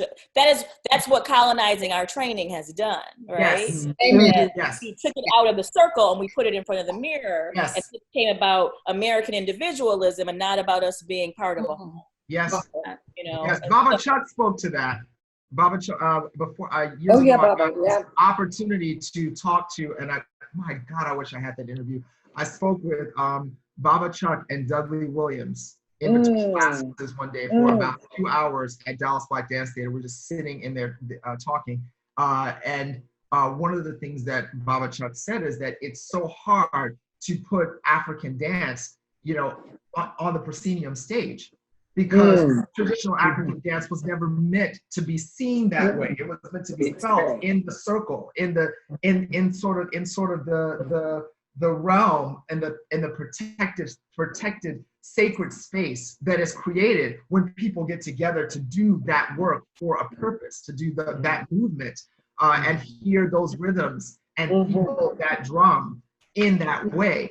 And so what happens is, sort of to your point, Melanie, that when we start to adopt those things, the sort of very colonial notions about how to move and how to present movement, we lose some of all of that we lose that circularity. That's what makes Catherine Dunham so miraculous to me, because she was like, I'm gonna learn your way and my way. You know, I'm gonna find a way to put this all together and make it work.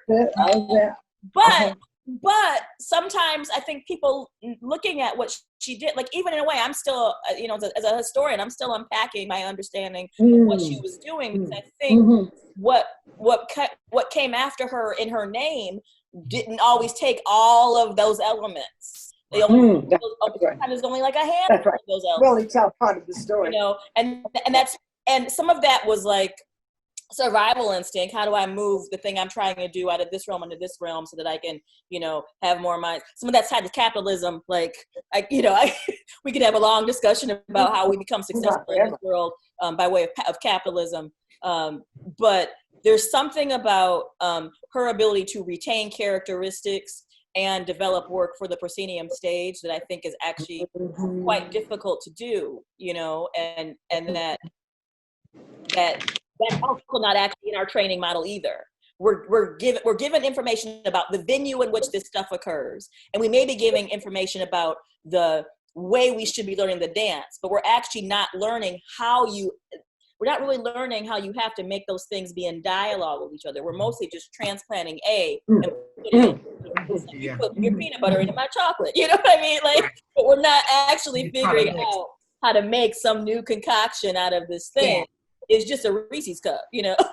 You know, it's not complicated, right? But actually what she was doing was so much more complicated than we're actually able to put into words, because she was a dancer and a dance maker and an anthropologist. And I'm not an anthropologist, you know what I mean? Like, we're not learning all of those tools that she was able to make that thing work. You know, I'm not at all trying to say that people who are making great work without having all those things is interesting and valid, but I am trying to unpack the fact that the place that Black dance lives in a colonized world is so much more complicated than inclusion and visibility. Yes, it is. We got work to do. It is very complicated. It's Well, very you know, this is, you know, I want to speak to this, that this generation of dancers that are so technical, and they're phenomenal, really. I mean, their brains work like the computers, like that. Even the millennial generation, the youngsters now. The millennials are like 30 years old now. You got it. There's another one. What is it? You're talking about What do you call them? Z? What Z, right. Oh, Z, yeah. Yeah. But if you ask them Moncel, they don't even know how to respond to this. So this is why I think this panel is phenomenal, that we can have young people expand their thinking about what are they going to do when they're carrying the torch, you know, the torch, they're going to carry it. But if we are not giving it to them and we're not in those institutions to provide that education, it's another it's another level that's just not happening. You know, I always think about my auditions. I used to audition in New York all the time, and I'd have hundreds of people come to the audition. But, and so they might be able to do some things, but when you get them in the studio, you start working and you're asking for that authentic place, and you want some improvisation, and you're like, sometimes they can't bring it on. I'm like, oh my God. So how do you discover, I mean, that intellectual side that we're talking about right now, because they don't get that in the universities. They're not getting them. No. And so that's where I think we have to go. If we want that from the dancers, we better bring it to the dancer. We got to bring it to them. And so often they're not getting it. I mean, the whole Dunham experience that I think that Tanya and many of the Jamal, all of my dancers got the chance to sit with Miss Dunham. She'd wear you out, but then she would challenge your intellect. And then she'd get you up and say, now I want 3 pirouettes and a grand basset and a petit like, allegro. Yeah, And you just spent 3 hours listening to her. That's right. And then now As you're cold. Now you're cold. Get up. And absolutely. And I mean, she demanded it all from you. And I think we have to demand more of our young people. We have to stretch them more. Because, I mean, I want to say in LA, we did a wonderful conference where we brought the tap dancers out. So seeing the Nicholas brothers, who my cousin Ann Williams danced with, I mean, when you see those, you know, technique, what technique? You can't even figure out where it comes from. Right. You don't even know how to even, you know. It was to Monstell's point, that's actually the thing, is sort of, is the beginning of it is getting everybody to value the level of sophistication and technique involved in all of these different disciplines of dance. You know what I mean? Especially the ones where we live and where we thrive historically. You know what I mean? It's people to understand that. I mean, I've had this argument with a close friend of mine who was a phenomenal dancer, and she always says she feels better. She's a Black woman, and she's accomplished, and she always says, I feel so much better when someone asks me to do, you know, the technical thing, the petit allegro or the whatever. And I go, and she says, I said, why? And she always says, because I feel in that moment like I have, you know, technique. And I always remind her, I go, well, you learned Dunham, right? And then you learned Horton, and then you learned West African, right? You learned, and so I'm going, all of those are tap. Do you learn tap too? All of those are techniques. They all count. And just because it's not classical ballet doesn't mean it's not technique, right? And so starting to get people into the idea that all of these things actually matter, and that technique, all technique is discipline in the body, right?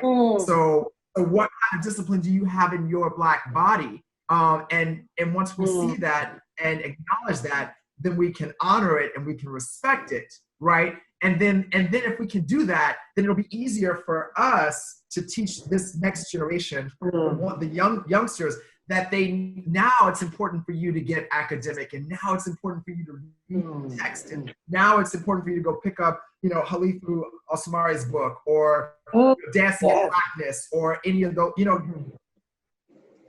Now that's when you get into that, because at that point we have educated you on the value of the discipline in the Black body outside of the context that you think about it or know about it, or that you've been colonized into it. But you know, I've been thinking, because I wrestle with this with myself every single day. The decolonization of your mind is a hard road. I have to catch myself and break down, like, what are you thinking, and why would you think that, and why would you even almost say that out loud? And you know, so it's an ongoing positioning. And the whole idea of progress, I've worked on this a lot and done pieces around this. It's a tricky thing, because it's almost inherent in progress that something becomes obsolete or no longer of use. And if we're marking our progress on the notions of our colonizers, if we're marking our progress in dance, we've achieved the highest, and we're going to call the highest classical ballet. Well, that's going to present a problem, because that's going to mean that everything else that we sort of were allowed to do or thought that we're supposed to be able to do well is no longer of importance to us, or that ties us to a time that's of the past, or ties us to a time where that's obsolete now. Because my goal is progress, which is a good thing for everyone. But what we equate as progress is where it's skewed. When we have some sort of like youth pageant or something, she speaks well and she wrote a beautiful essay, and she also does classical ballet. She's the one. It's not that she's a great orator and she wrote a beautiful essay and she's killing it in West African, or she killed that Lindy Hop.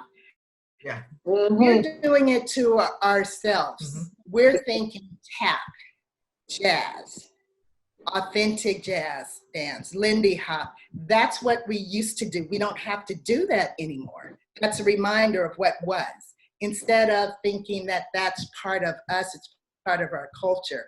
We can't exchange progress for saying aspects of our culture are obsolete. And I think that's what happens.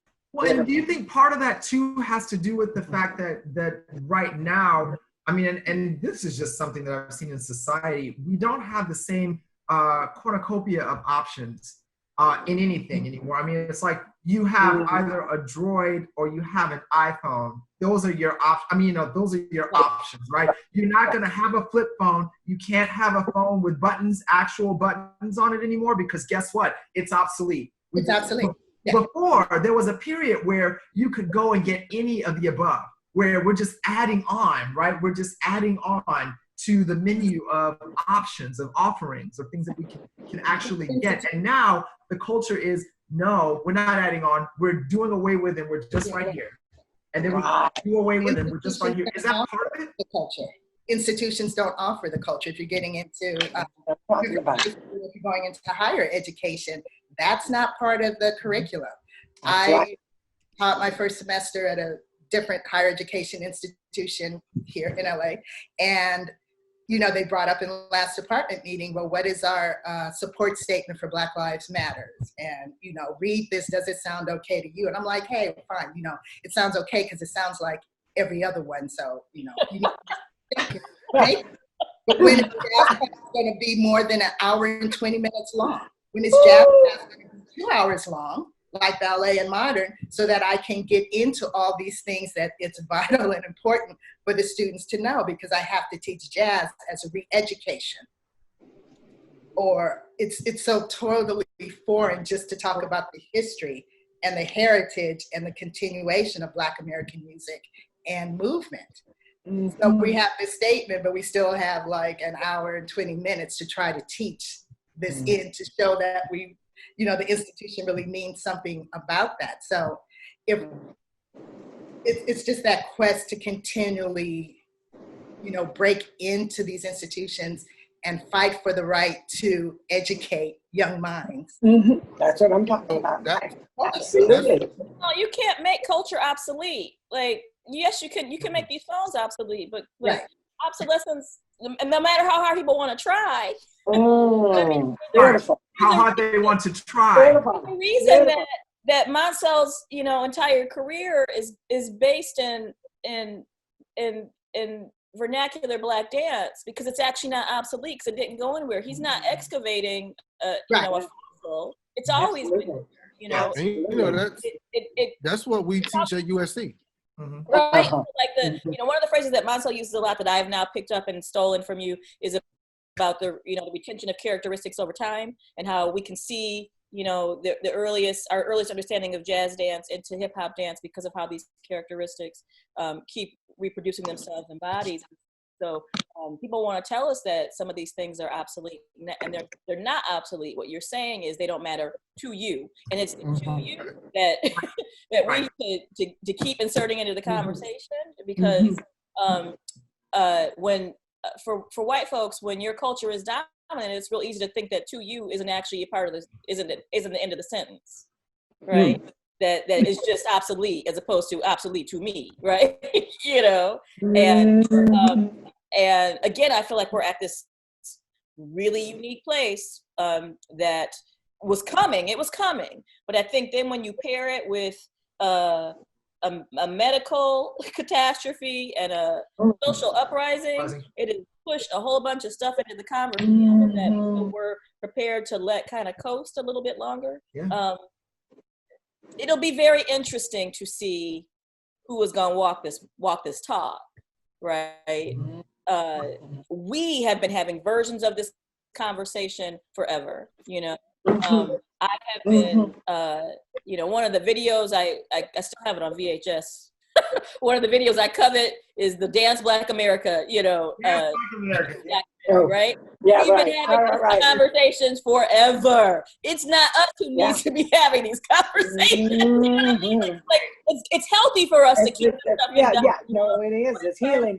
It's healing to have the conversation. It's healing. But I healing. think that, you know, our conversations don't need to be revolving around our obsolescence or our relevance or our richness. Our conversations need to be revolving around how do we undo the decolonization that was put upon us, that we then, you know, it internalized in order to just be successful, in order to just be able to move forward in the path, right? And that's the thing that that's the thing that is really resonating for me with what you just said, is that doing that work inside of your own head is hard. It is hard and it is uncomfortable and it is painful, but we've never been at a better place in time.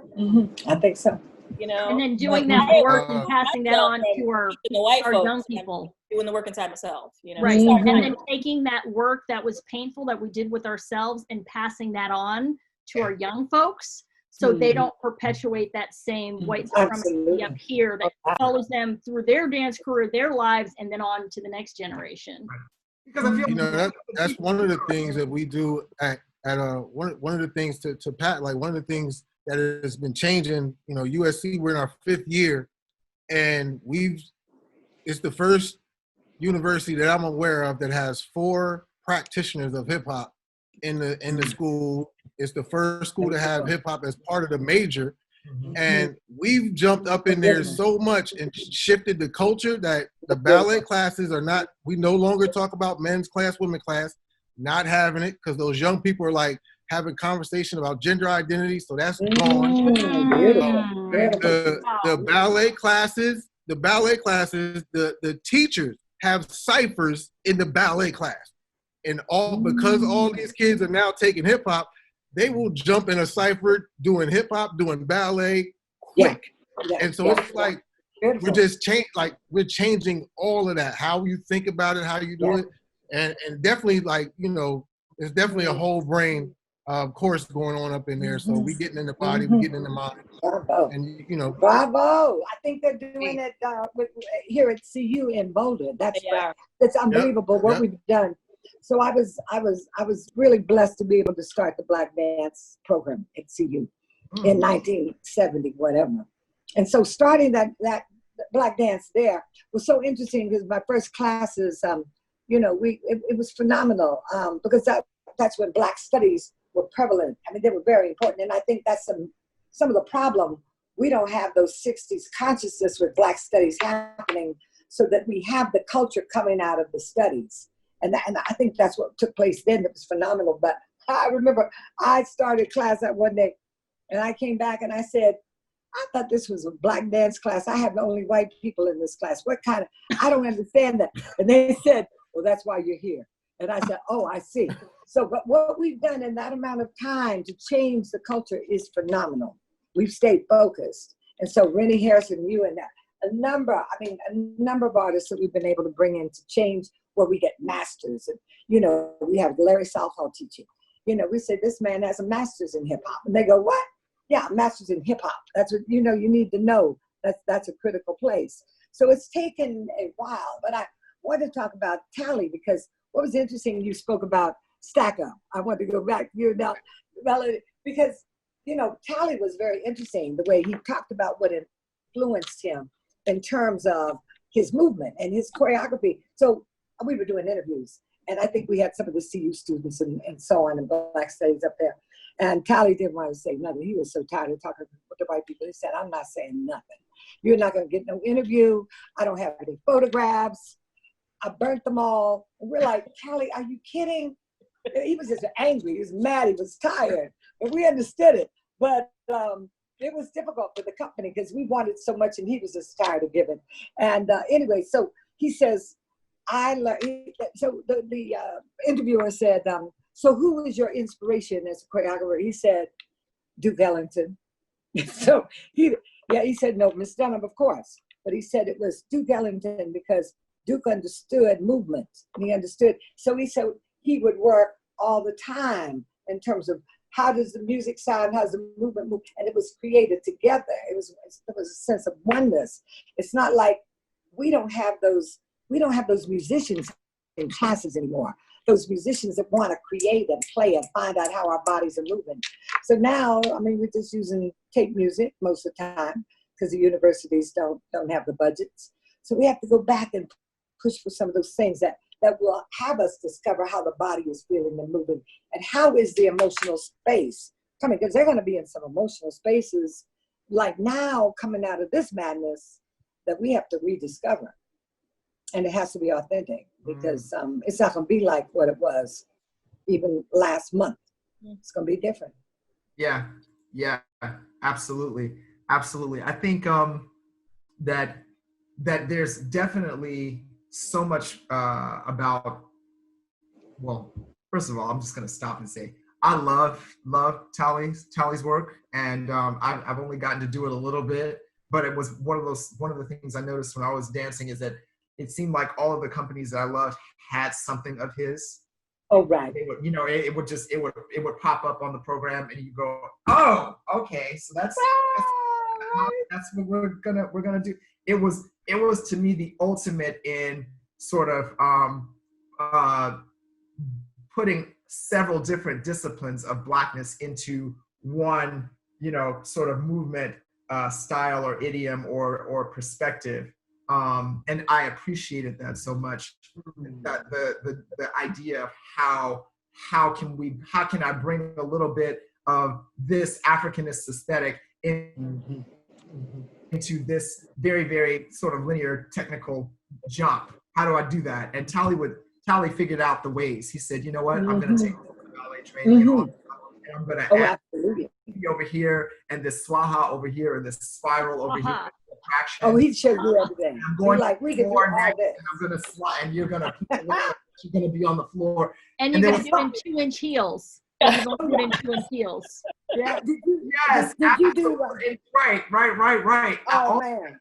And a drum or something, And so for me, that was the ultimate Tally when I was younger. Watching the work was the ultimate of all of those things coming together, which I think is such an important place to sort of be at this point in the conversation, is about all of those things, the music, Black music and Black dance, but not just movement, not just dance and music, but also movement and sound, more broadly, and about the Blackness of the Blackness and all of that, and how it comes to this point, comes to on stage, how it gets into our cookout, how it gets into our Juneteenth celebration, how it goes to the barbershop, and then how it ends up in this space, even in this very, very remote roundtable that we're in.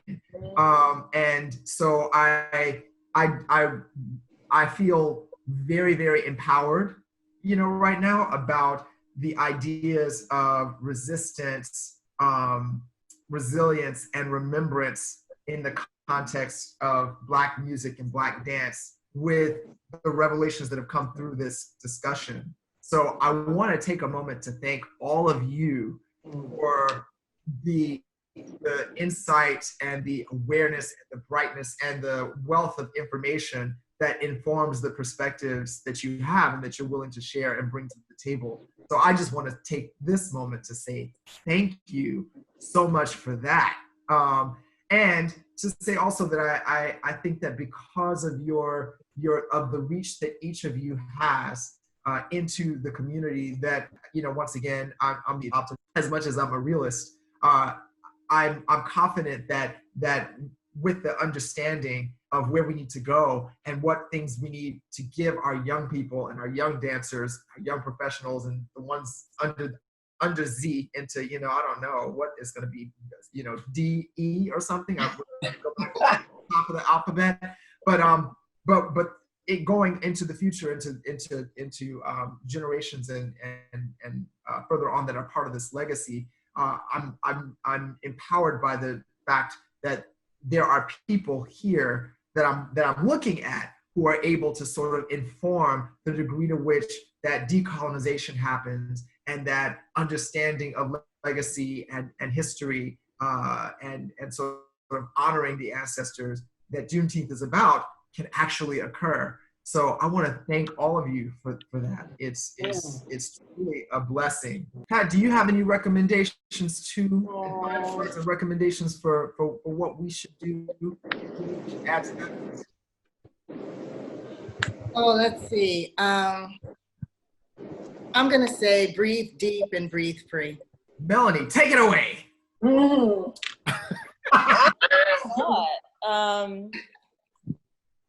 I don't know. In thinking about the dance and the music, my final thought is that when you shut this Zoom call down, audience, that you should go dance and listen to some music in your own living room. And so I'm going to say my recommendations are: listen to Charles Mingus, listen to D'Angelo's Voodoo, and listen to, I need a woman in this mix. Listen to Erykah Badu's America, that album. Do that, and move in your living room and celebrate your freedom and ability to do so. Moncel. I will say, take a meditation listening to John Coltrane's Alabama, which was written for the 4 girls in Birmingham. I will say, in the spirit of Juneteenth, under Supreme Mathematics, that Juneteenth number 19 stands for knowledge born, 1 equal to knowledge, and 9 equal to born. And finally, in the practice of moving, I leave you with my definition of dance, which is discovering the autobiographical self, negotiating creativity and expression. That as human beings, we are in constant discovery of what our narrative is. We are always negotiating our body, our mind, our culture, our gender, our space, our words, et cetera, et cetera. The creativity then becomes the production of those things, and the expression is the space that we allow ourselves to be vulnerable enough to share our inner core feelings with others, but more importantly, ourselves, because we tend to deny self first. So to tag to Melanie, dance. Tanya. I'm here. Okay. Yeah. I just want to say that we come from a long line of survivors and thrivers at all costs. We've been here before. We've been in a lot worse places before. We have all the skills and our bodies, our minds, and our spirits to get us out of this place and to push us forward. We have a window that's open right now that is maybe the biggest window we've ever had in history. And using whatever skills we have, in our case, it's arts, right? It could be tech, it could be law, whatever your skills are, let's gather that energy coming from our ancestors, gathered up, and push us through this window, because we know it's gonna close and then we're gonna have a big white lash after it. But that window is open. How far can we get through before it closes? And remembering that we have everything we need. We have ancestral knowledge, which is held with our dance, with our music. And if we can dig deep and find that place through our dance and music, we're gonna be okay. And we're gonna be better than we ever have at any point in our history and in this country and in this world. Auntie?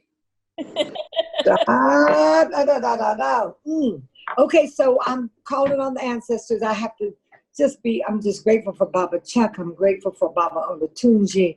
I'm grateful to Miss Dunham. I'm grateful to Gordon Parks, who was one who composed music for me that was so wonderful. So I could be Angela Davis for 10 years. I could be radical, where I could wear my fro. But more than that, I was ready. I was ready to fight the penal system. I was ready. And so I think these young people are ready to make change. They need the music to help them be radical, because we've already been there. We've been there before. And so I just know the music will speak to them. We did the Ball of Confusion. I remember I said, you know, I opened up at the Lincoln Center with it. And I just knew that we were singing it and we were saying it. And we knew we were going to be in a ball of confusion. But we knew how to pull it together. It didn't scare us because we've been there before, but we know how to align it. And it's with the music, and the music's healing, because we're going to need some healing time. But we need to be able to step out and be really, really about change. And so I said change is going to come. I already know it. Change is going to come. And we are the ones that we've been waiting for. Yes. Hey. Yes. All I have to add to all of those riches is that as far as music, I think a Miles Davis for that resistance, a Nancy Wilson for that understanding of how jazz and Blackness and all of those things come together in such a way that everybody has to just sit back and be in awe. Absolutely. Just be in awe and in the space of that energy. And I would say anything by Nina Simone. Please. Anything by Nina Simone. That's the one, Nina. Right. And then in addition to all of that, I think the dancing to do is anything that involves you closing your eyes and listening and then allowing yourself to hear, to feel the ancestors and to feel your DNA and embrace improvisation, embrace what that feels like to allow your body to be, to surrender to all of that, wonderment and all of that positivity into this space. It's so that we can get through that window that Tanya talked about and into that core that Montel discussed, and through that those realizations and that sort of deeper understanding that Melanie mentioned and that Pat hinted at. I think those are great final words. I'm taking all of the advice. We all are. I just on here I'm taking all of the advice and I'm listening to all the things. Okay, and I'm so excited about the future of all of this in your hands for sure. So I thank you. And Jamal, we love you, honey. Thank you for bringing all the brilliance you bring on every level. You can do everything and anything. That's what's so beautiful. Thank you. Thank you. Thank you for this opportunity, honey.